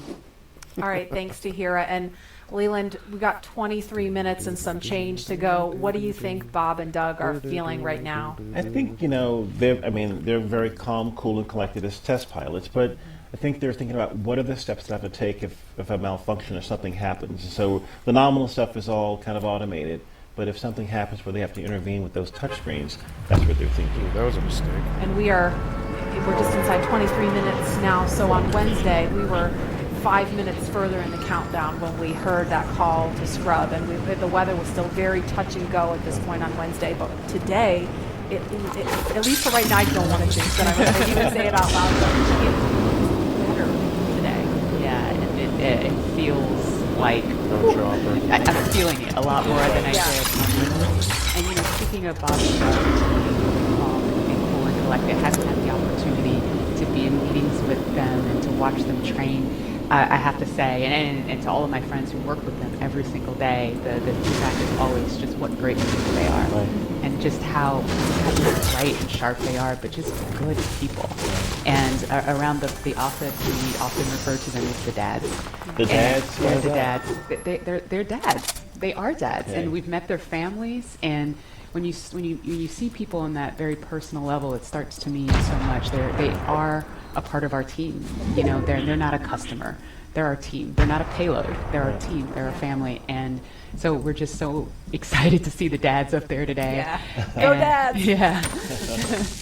All right, we're going to go send it over to Gary for an update from Houston. Gary? Hey Marie, the space station team here is focused. All eyes are on the system checks that are happening across the board, and we're listening in as we close in on launch, and I can tell you that things are looking very good. Chris Cassidy will be watching from the International Space Station right now, flying over the Pacific Ocean and heading to cross right over the launch pad. We might even get some good views from the station. We'll be capturing those.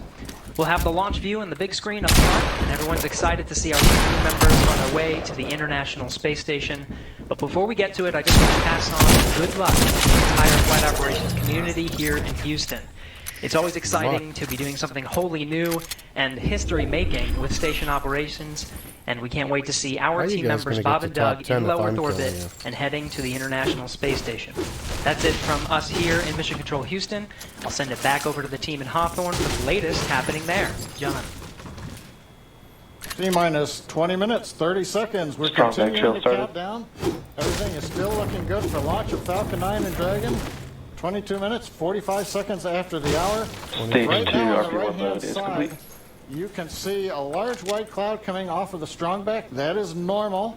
As we get ready to load the second stage with liquid oxygen, we have to chill in the plumbing lines going up that strongback. And so as we relieve pressure, the moist, humid Florida air condenses around it, and that gives you the cloud. So that tells us that things are actually on schedule. We did begin propellant load at T-minus 35 minutes. Fuel loading on the second stage, I believe we just heard the call out that it is complete. First stage fuel load is continuing, and right now that's a little more than, that's about 60% of the way full. So things are looking good. Second stage is getting ready to begin the liquid oxygen loading. After they finish chilling in the lines that you see on the monitor, they'll begin the load at T-minus 16 minutes and 30 seconds. The range right now is go, ready to support. Weather continues to be go. As we inch our way closer, we're keeping our fingers crossed. We're waiting to hear if anybody calls out an issue, but for the moment, as you can see on the screen, it looks good. Now, on the Dragon side, the Dragon mission director and the team there are reporting no issues. They've done their communications checkouts. The crew access arm, as you can see, is retracted away from the spacecraft. The crew is strapped in and they are ready to go. Now, final instructions will be going to the crew at T-minus 10 minutes. The crew displays will be configured for launch, and that setup will give astronauts Bob Behnken and Doug Hurley insight into how the launch is proceeding and provides constant updates on vehicle health. We've already heard the crew give their go, close their visors, and get ready for launch. For Dragon, it'll enter terminal count at T-minus 5 minutes. When it transitions to internal power, we'll hear continued call-outs on the countdown net as we get close to 0 and to liftoff. But right now, at T-minus 18 minutes, 15 seconds, everything continues to be go for an on-time launch. So Dan, Jesse, things are looking pretty good. How are they doing over at your stand? Things are great from about 15 feet away from you, John I, and honestly, things are looking pretty great down at the pad there. We're seeing a lot more blue in the sky. Green is the color we want when we're talking about weather, and that's where we're sitting right now. So we're continuing to count down. We are under 18 minutes away from liftoff. Again, it's an instantaneous liftoff it's going to be 12:22 and 45 seconds here on the West Coast, 3:22 and 45 seconds over on the East Coast there in Florida. Just a reminder, it's going to be about a 9-minute ride up to orbit for the Falcon 9 and Bob and Doug on board Dragon. It'll be a 2-stage flight, so we'll see the first stage fly until we hear MECO, or main engine cutoff, about 2.5 minutes into flight. After that, the second stage will take over and continue to power them the rest of the way. Second engine cutoff comes in just under 9 minutes at about 8 minutes and 44 seconds. Following that second stage completing its job, it'll continue to coast for about 3 minutes. It'll do a slight attitude adjustment and null out any rate, so make sure it's not in any kind of a spin before they do separation. So that's when the Dragon spacecraft will physically separate from the Falcon 9 vehicle, and Bob and Doug will be flying free. It's about a 19-hour ride if we launch today on time. So that means Bob and Doug will get on orbit. They'll have a number of burns, or those firings of those Draco thrusters that they'll do over Stage 2 LOX load started. We hear the LOX, the liquid oxygen load, has now started on Stage 2. But again, they're going to be doing a series of burns on the way uphill towards the International Space Station 5, spread out over the first 16 hours or so of their flight until they get much closer, and it's time for that approach and docking. And we are expecting that with an on-time launch to happen today. That'll be coming tomorrow in the afternoon. All right, now that we're under 16 minutes away, we have a special guest joining us. I'm going to toss it over to Jesse. We are T-minus 15 minutes and 45 seconds from liftoff of our second demonstration mission today, and we have the honor of having SpaceX's President and COO, Gwen Shotwell, join us. Thanks, Gwen, for coming out and taking a few minutes to chat with us. Thanks, Jesse. We know you've been on console. How's the countdown been going so far in there? Countdown is clean today, just like it was Wednesday. We did clear the weather hurdles sooner than we did on Wednesday.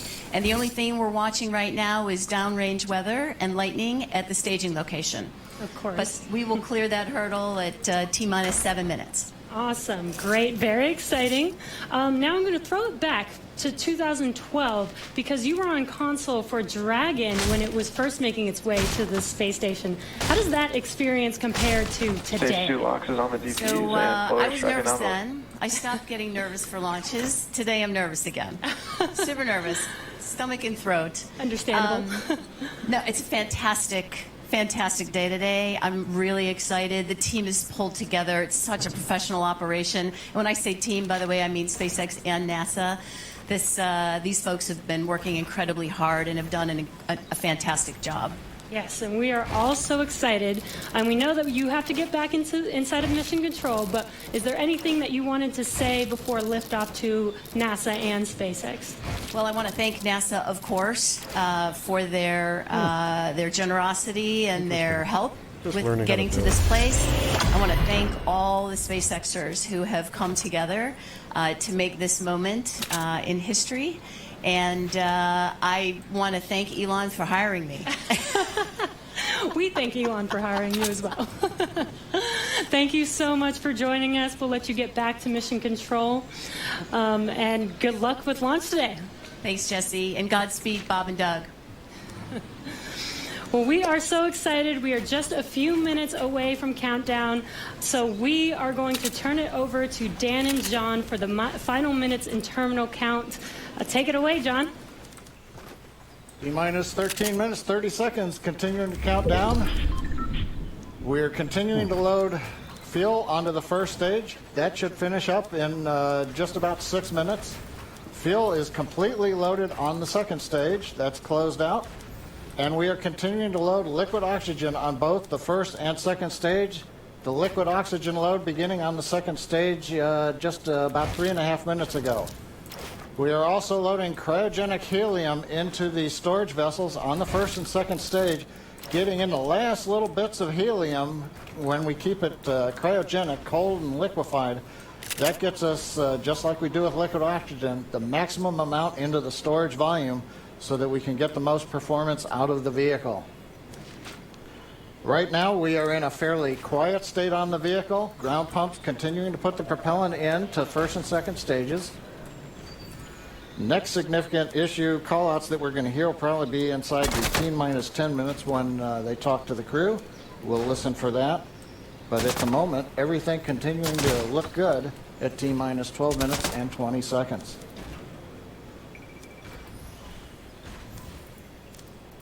I'm out of real minutes. Close now, John. It's only a little over 12 minutes away. Just a reminder, about a 9-minute ride uphill.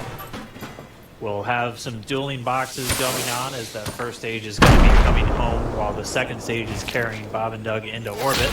Obviously, we'll be keeping an eye on our astronauts the whole way uphill.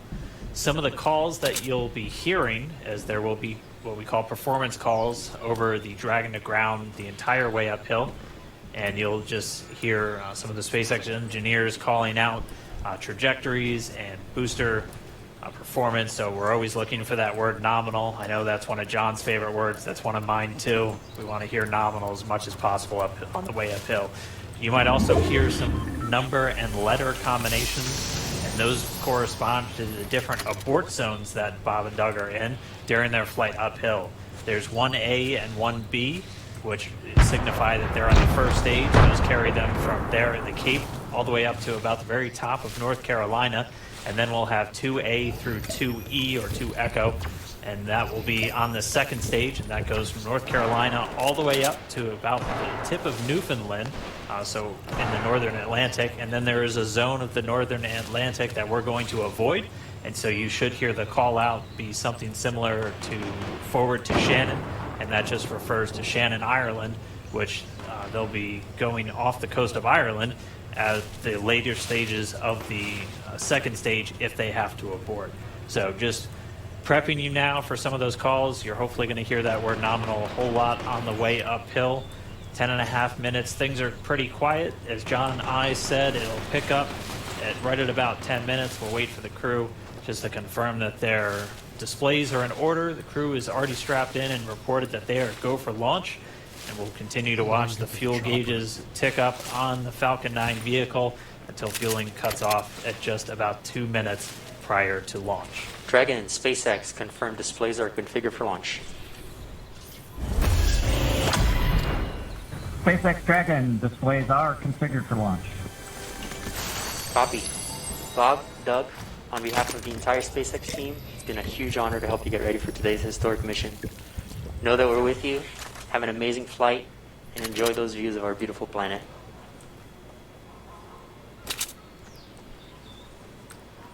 Isn't that Thanks, typical? Jay. I usually It die is in a minute. Absolutely our honor to be part of this huge effort to get the United States back in the launch business. We'll talk to you from orbit. Thank you. Copy all. Thanks for those words. The SpaceX Corps, so again, that voice that's going to be talking to Bob and Doug throughout their mission from right here in Hawthorne, just offering a few quick words. The crew did confirm their crew displays are configured for launch. We are coming up on 9 minutes and counting. We've gotten through T-minus 10 minute with the crew discussions. Activity is now going to switch over to Falcon 9. Our next major event comes at T-minus 7 minutes. We begin what we call engine chill. Pre-valves will open. Those currently separate propellants on the first stage from getting down to the Merlin engines. We'll open the pre-valves. That allowed fuel liquid oxygen to flow to the top of the pumps. And more importantly, When we open the valves, that'll allow us to begin chilling the 9 Merlin 1D turbopumps on the first stage engine. It'll take a few minutes to get them cold enough to where they would then be ready to pass the large amounts of liquid oxygen through the pumps and into the main thrust chambers when we get to engine ignition at T-minus 2 seconds. We don't want to try to run highly chilled liquid oxygen through a warm pump. You would flash that into gas, and running gas through a high-speed pump is not a good thing.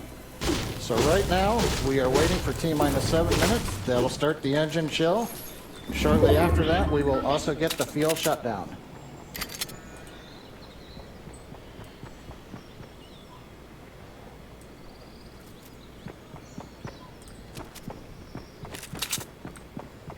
Listening to the SpaceX launch director in the background there.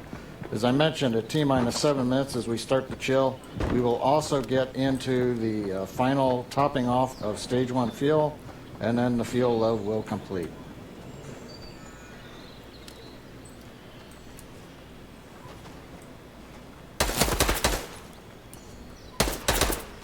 Missed me, boy. Can't get me now anyways.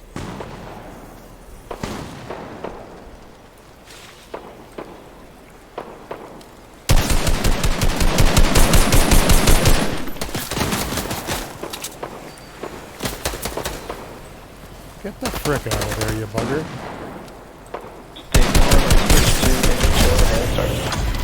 You are welcome, Punky McStrunky. We've heard the call out. Stage 1 engine chill has started. That's gone up to the crew so that they've got situational awareness. As I mentioned, the pre-valves are open. And now we're topping off first stage fuel, getting ready to finish the fuel load. The liquid oxygen load on first and second stage will continue until the last 3 to 2 minutes of the countdown. We should hear that call out RP1 load complete coming up in about 6 minutes. Again, RP1 is just that densified kerosene or that rocket fuel that Falcon 9 is going to be used to power Bob and Doug to orbit today.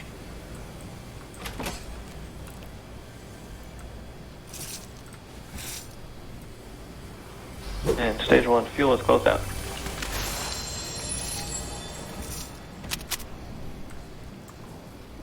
Right on time. That call out indicates that the fuel loading on the first stage is complete. Draining back the lines now, so first stage and second stage fuel are complete. Liquid oxygen loading is continuing on both stages. You can see on the view on the left side of the monitor the condensation, the cold gas wrapped around the stages as the tank skins are chilled by the densified liquid oxygen picking up the humidity from the Florida air. Looks like at this moment we're a little more than 90% full on the oxidizer on the first stage, ticking up towards that 80% mark on the second stage. We'll be counting down all the way till about 2 or 3 minutes, as John and I just said, until everything is loaded. Falcon 9 heaters closed out. And we will go for launch. Dragon has transitioned to bigger terminal count. Vehicle tanks pressing for strongback retract.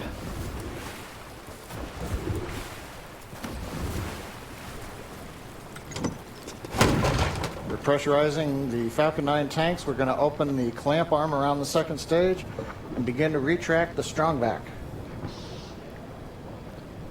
We'll move back about 2 degrees. That'll get us to the liftoff position. At liftoff, the strongback will then recline about 45 degrees away. Started. How far are we anyways? Stage 2, RP1 bleed. Launch director called out the strongback retract has started. On the left, you'll see it go back just a couple of degrees. Oh, we got 4 minutes. Don't worry, I'll be Stage dead 1, before RP1 bleed. then. I'm waiting to see where everybody is.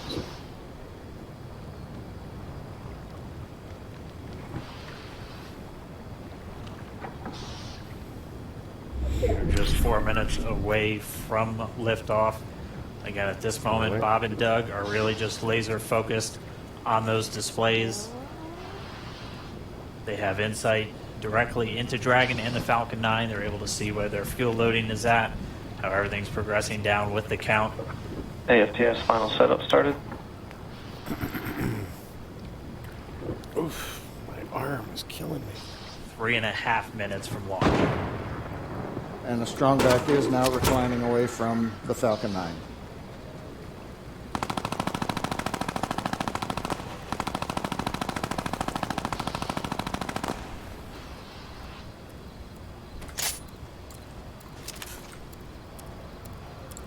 And back igniter purges.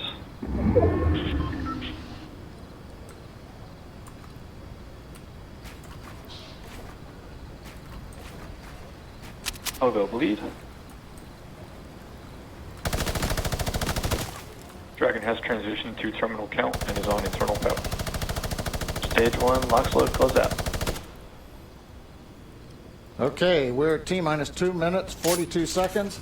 Stage 1 LOX load is closed out. Stage 2 will continue to load for about another half a minute or so. I almost had Once that. we get the completion of Stage 2 LOX loading, we have to vent down the line, so you'll see another large white cloud coming off of the strongback. That'll be normal. That'll happen Vehicle around is transitioning to internal T-minus power. 1 minute and 40 seconds. We're going on internal power now. Seconds away from the Stage 2 LOX load being complete. It's been almost 9 years since we've been in this position. A lot of work done by thousands of people to get to this point. All our eyes focused on 2 now.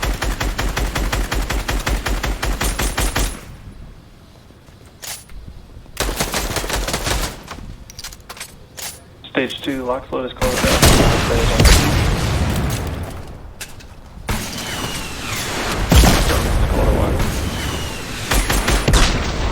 Oh, Fluker! Fluker! I wasn't even moving.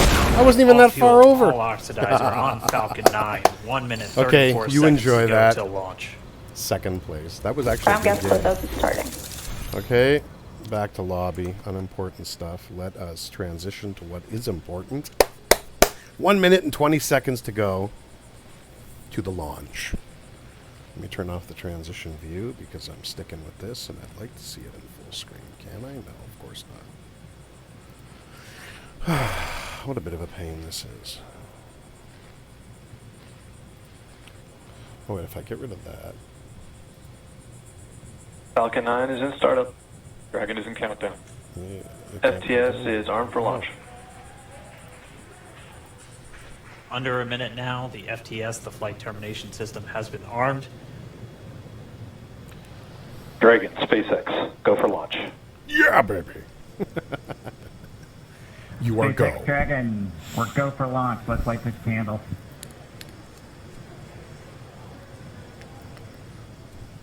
T-minus 30 seconds. I wonder if I can pull this like that.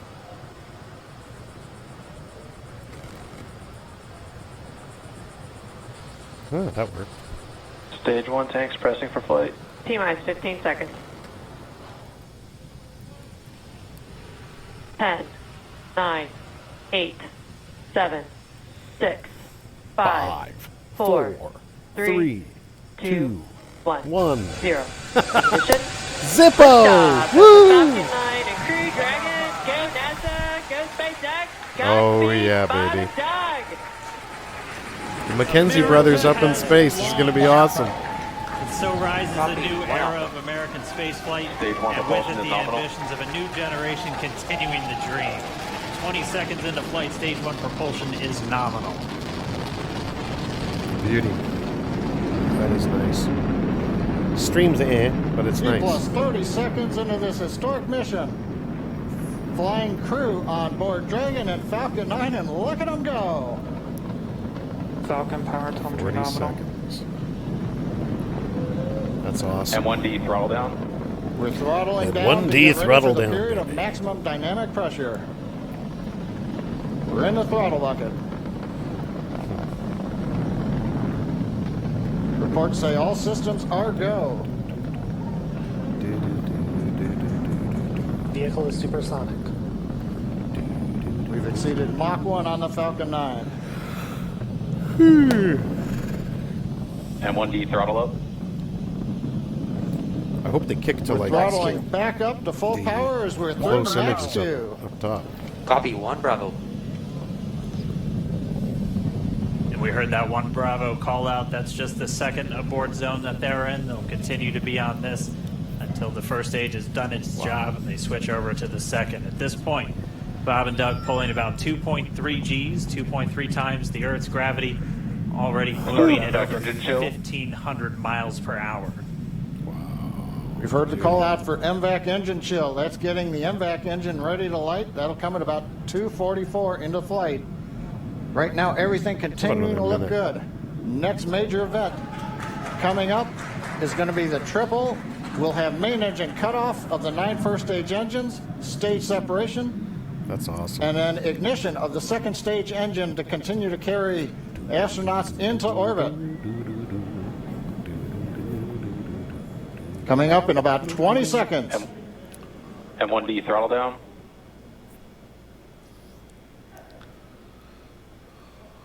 We heard we're throttling down the Merlin engines on the first stage.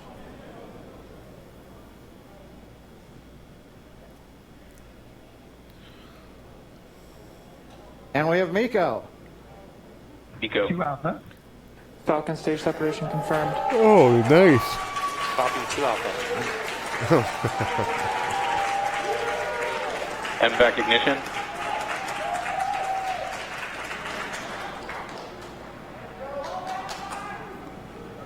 All right, we have stage separation confirmed. The first stage beginning its flight back. The second stage being powered by that single Merlin 1D vacuum engine has ignited and is now carrying Bob and Doug into orbit.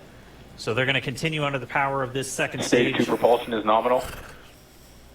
Which will cut off at SECO, or second engine cut off at about 8 minutes and 44 seconds into today's flight. So a little over 5 minutes to go still on this second stage. You heard the call out 2 Alpha, so they're now in the longest abort zone that carries them all the way from about North Carolina up the eastern seaboard, almost to Canada.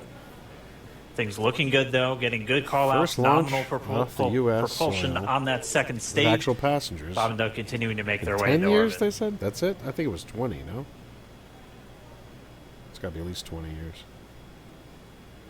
Maybe more. Dragon SpaceX nominal trajectory. Acquisition of signal in Bermuda. SpaceX Dragon nominal trajectory. All right, here in nominal trajectories, the Dragon pointed in the right direction, continuing to make their flight uphill. Heard acquisition of signal Bermuda. That's one of the other ground stations that they're using to get telemetry and data back from this spacecraft. Stage 2 propulsion is still nominal.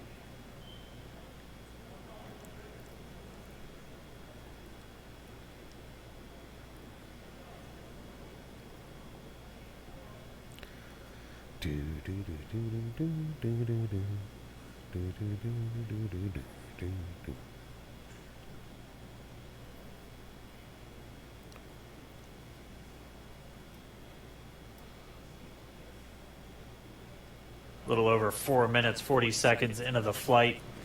Bob and Doug flying at more than 5,600 miles Dragon per hour. SpaceX nominal trajectory.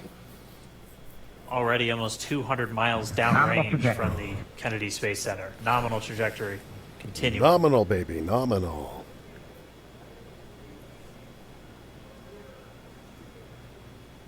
Wow.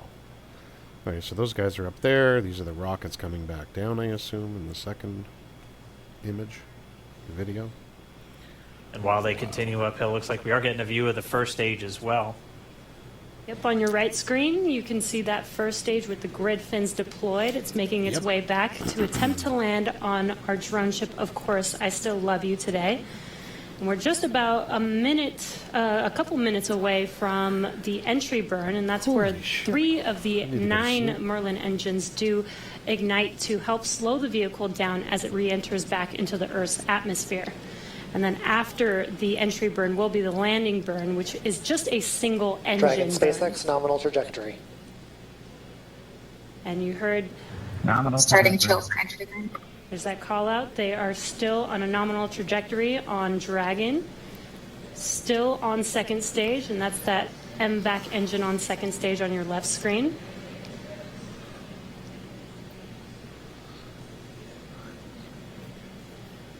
Again, on your right screen is that first stage booster coming back towards our drone ship. Of Course, I Still Love You. We're about a minute away from entry burn. Meanwhile, that second stage continuing to power Dragon into orbit.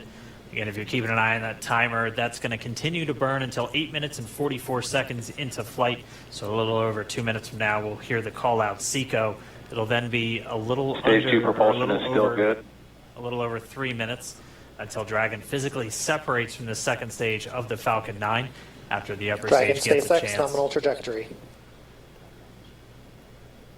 Dragon copies, nominal trajectory. Continuing to check in with Bob and Doug as they are on a nominal trajectory. Just about 10 seconds away from that first stage, starting that entry burn on your right screen. We should be able to see that view live. Stage 1 entry burn startup.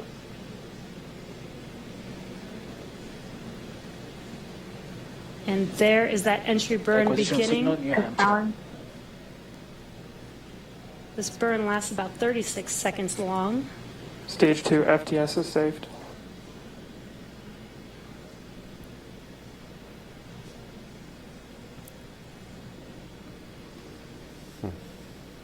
While that entry burn continues, we're just about a minute away from SECO. We'll have a number of events all happen in rapid succession. That'll be the second engine cutoff. Stage 1 We'll entry be burn looking for shutdown. that stage 1 landing burn shortly after. Yeah, actually, just within a few seconds of each other. Such a cool view on your left screen, seeing Bob and Doug on Dragon. Right now, you can see the displays that they are seeing right now themselves. Terminal guidance. And back throttle step. Oh, Shrek. We are coming up 25 seconds or so away from SECO, or second engine cutoff. What is that? Oh, I forgot to This is watch. also the point where Angel. Bob and Doug are Angel, experiencing no. their highest G-force. We're seeing the counter tick up to right about Stage 1.8. I stained Copy, myself Shannon. with stain. You heard Shannon, so that just means they're in their final abort zones. If they were to Shannon. abort at this point, it would either be an abort to orbit or would to that land mean? off the coast of Ireland. Standing by for second Stage 1 landing cutoff startup. confirmation. And back throttle step. And back shutdown. Stage 1 landing line. Confirmation of SECO's second engine cutoff. Now we are waiting for our first stage to make its way to our drone ship. Of course, I still love you. Dragon SpaceX nominal orbital insertion. Launch Get escape system confirmation is disarmed. nominal Dragon orbital copies, insertion. nominal Stage 1 orbital landing leg insertion. deploy. And what you're seeing on your screen is a live view of our drone ship, where our first stage will be coming down. Loss of signal. Looks like we lost that Typical. live view, but we'll wait for confirmation of that landing shortly Yeah, here. I'm sure it'll be fine. Falcon 9 first stage is successfully landed. And aboard there you full can see central on your screen, Falcon 9 has landed. This is the first Falcon 9 to carry Acquisition of signal humans view to from- orbit, so very exciting for us. And as you can see on your right screen, Bob and Doug are still making their way to their targeted orbit. M1D to recovery 1.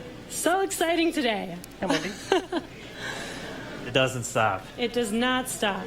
All right, we did hear again that call out, good orbital insertion, so that means Falcon 9 and Dragon right now exactly where they're supposed to be.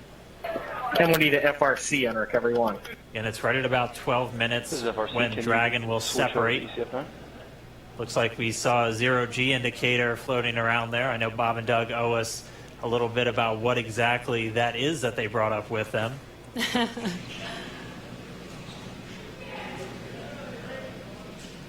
And before separation, before Dragon initiates separation from the second stage, they do make sure to they do ensure that the vehicle is not spinning and it is in good condition before we separate. That's right, the upper stage does small attitude maneuver using some cold gas thrusters built into the rocket body itself. Exactly. So we do expect that separation to occur in about a minute from now, but they do wait until they have full confirmation that it is ready to separate. Such cool views. I cannot get over this view that we are seeing right now. Nice. Bob and Doug on the right screen, inside of Crew Dragon, out in space. Yeah, already 200 kilometers over planet Earth, or a little over 124 miles, traveling in excess of 2,700 meters, 27,000 meters per second, or about 16,000 miles per hour.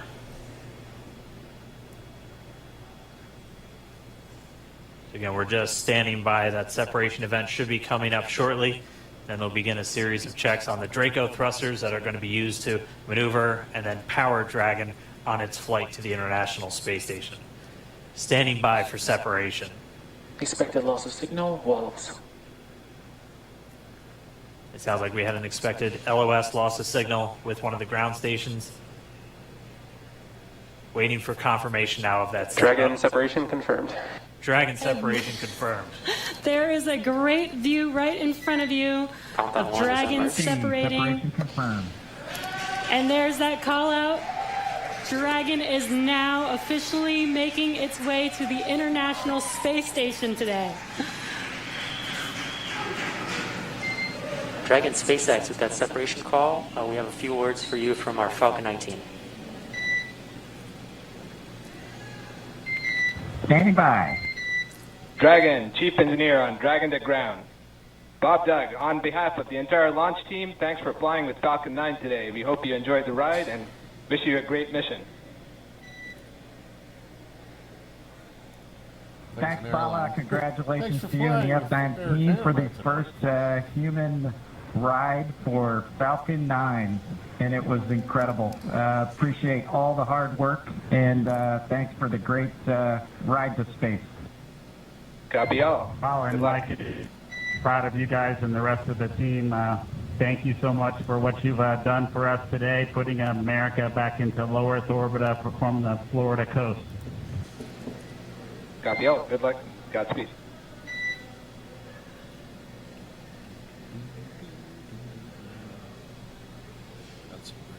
All right, so Bob and Doug are in Dragon space. SpaceX, we confirm nominal ECLS activation and service section Draco checkouts. Nose cone deploys in progress. Copy all. We're monitoring. The Corps here in Hawthorne giving the crew a heads up that we have confirmation the nose cone is deploying. So again, that nose cone is going to open up a little bit more than 90 degrees, goes up to about, I think, 105 degrees, and that's going to expose the actual docking ring and the hatch that they're going to be going through once they attach to the International Space Station. And also 4 of those Draco thrusters, we call them the forward bulkhead thrusters, that are going to be used for these major phase burns or firings of those thrusters to actually raise their orbit gradually over the coming hours. Also heard good activation of the ECLS, that's the Environmental Control and Life Support System. That's everything controlling their atmosphere, just keeping Dragon a nice, safe, habitable environment where they're going to be living for the next 19 hours until they arrive at the space station. Right, exactly. And Falcon 9's job may be done for today, but the mission is not over. Crew Dragon's job is not done. As you can see, Bob and Doug are still inside Crew Dragon, making their way. It will be a 19-hour trip to the International Space Station before they dock tomorrow morning. And such cool views. I love that we can get these live views here and see and watch what they're doing now that they are in orbit. Yeah, it's incredible to just be looking over their shoulder, to be along for the ride. And we're going to be with them, and we're going to be with all of you the entire way for their journey to the space station. We're going to be covering live throughout.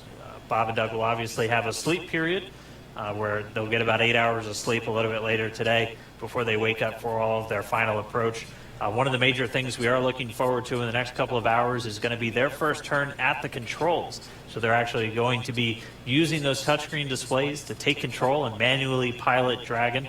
We'll walk you through what that's going to look like, and assuming we have some good ground station coverage, we'll be able to get views from right inside Dragon, looking over their shoulder as they manipulate the controls at the display.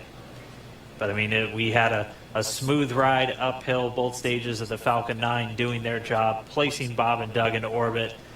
I mean, this is a day, this is a historical day. This is us kicking off that new era of spaceflight that we've all been talking about and longing for since the space shuttle program came to an end in 2011. Yes. And the weather cooperated. Yes. Second time's a charm. Right. All right. So day for the history books.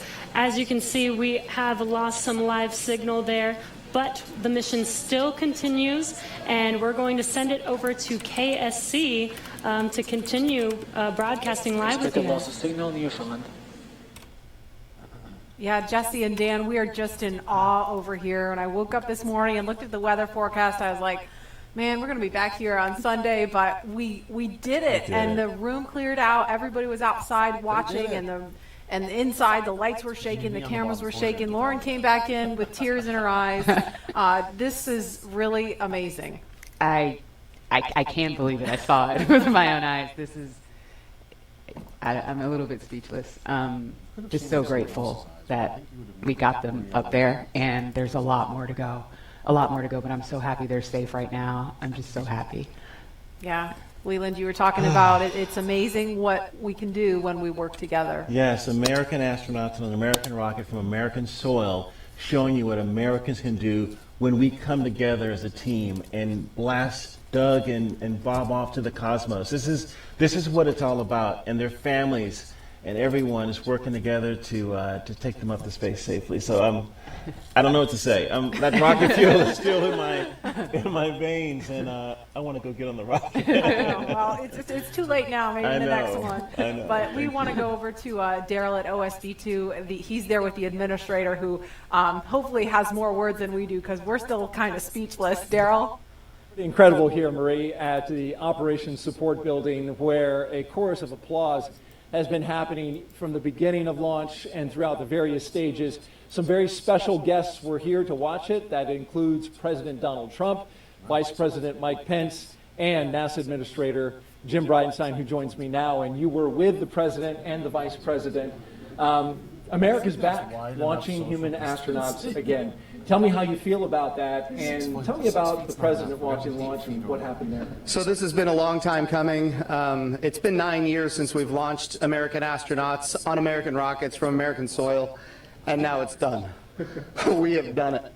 It's been way too long. I want to give a lot of credit to Charlie Bolden. He was my predecessor as the NASA administrator. He fought hard for this program at a time when it didn't get any support in Congress. We now have an administration that is fully supportive of our spaceflight initiatives, not just on the exploration, discovery, going to the moon, onto Mars, but also from a Space Force perspective. Our budgets are going up, things are strong, and today was just an amazing day. You know, one of the things the President did right out of the gate when he became President is he created what's called the National Space Council. And he put the Vice President as chairman of the National Space Council. And on that National Space Council, you've got the Secretary of Defense and the Secretary of State and the Secretary of Commerce, the Secretary of Transportation, the Secretary of Education, the Chairman of the Joint Chiefs, all of these different amazing individuals that deal with space day in and day out. A lot of people don't realize how many parts of the federal government deal with space.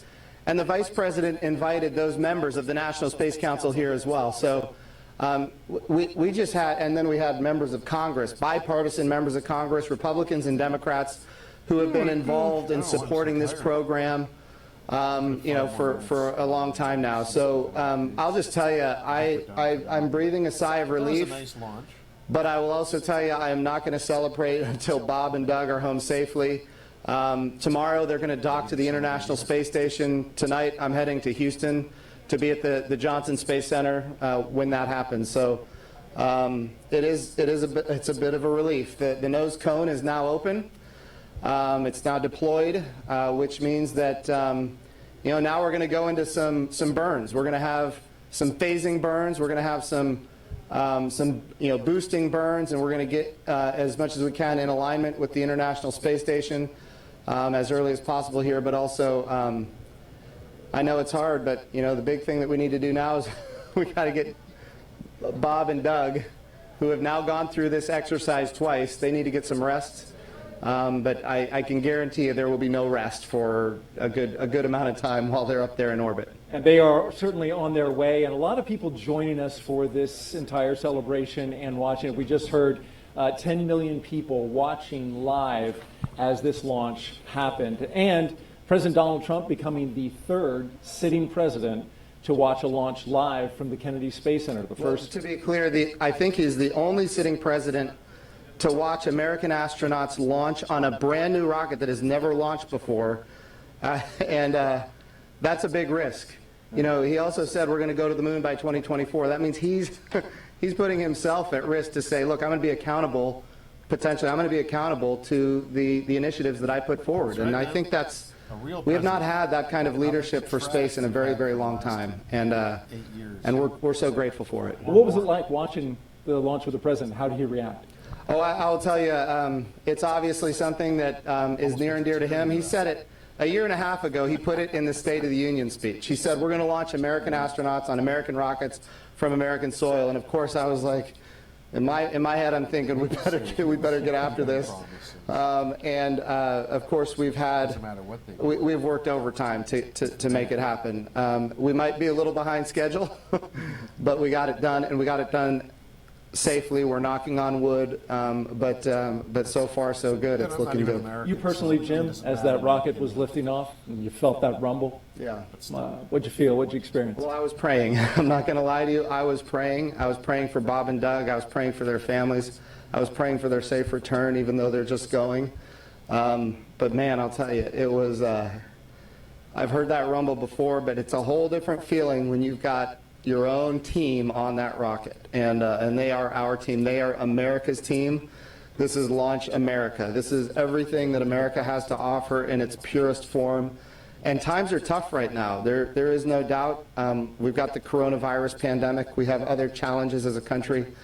But I hope this moment in time is an opportunity for everybody to reflect on humanity and what we can do when we work together, when we strive, and when we achieve. And if this can inspire a young child to become the next Elon Musk or the next Jeff Bezos or the next Sir Richard Branson, then that's what this is all about. Or the next Jim Bridenstine. Yeah. I wouldn't put me in that category, but. Well, we appreciate your leadership for the space agency at this time, and congratulations on an amazing day in the launch. Thank you. It's been a great ride. All right, very good. Marie, we'll send it back to you in the studio. Doug and Bob are on course to arrive at the International Space Station tomorrow, May 31st at 10:27 a.m. Eastern Time. And we'll be staying on the air for continuous live coverage along the entire ride to the station. So though our coverage here is concluding, we will turn it over to the teams in Hawthorne and Houston to take us through the next phases of the Demo 2 mission, all the way through hatch opening and a welcome ceremony on the space station for Bob and Doug tomorrow.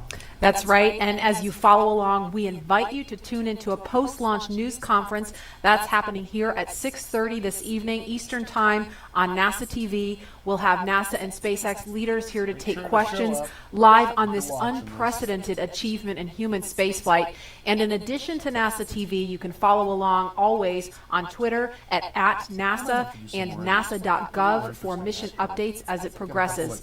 Here now are highlights from the mission so far. May 30th, 2020. Remember this day. You'll have this memory forever. The day America returned astronauts to orbit from U.S. soil. We get to 50 followers, and we're going to do a special event. Wow, we're making history again. Let's go.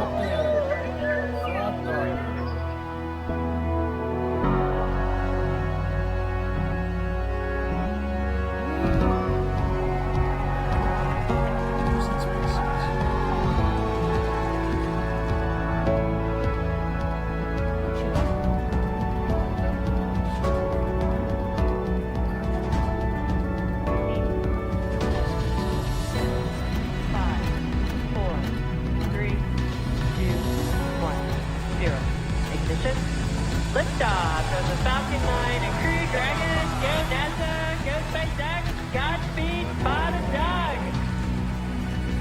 America has won. So rise to the new era of American spaceflight and witness the ambitions of a new generation continuing the dream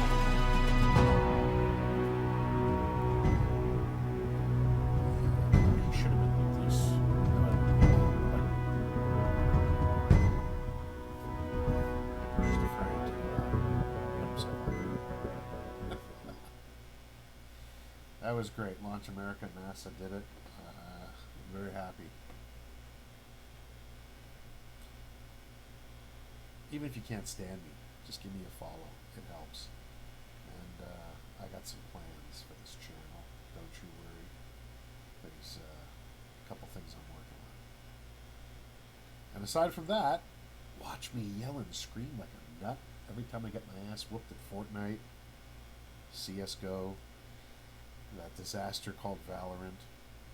What was that other game I was playing? Just Cause 4, got to get back into that. Just got myself GTA 5, which I'm going to be starting my adventures in shortly. I got Civilization 6, is that it? I got a whole bunch of games coming up that I'm going to be attempting in the future. For now, I didn't have a good night's sleep. I'm taking a break. Maybe I'll see you later.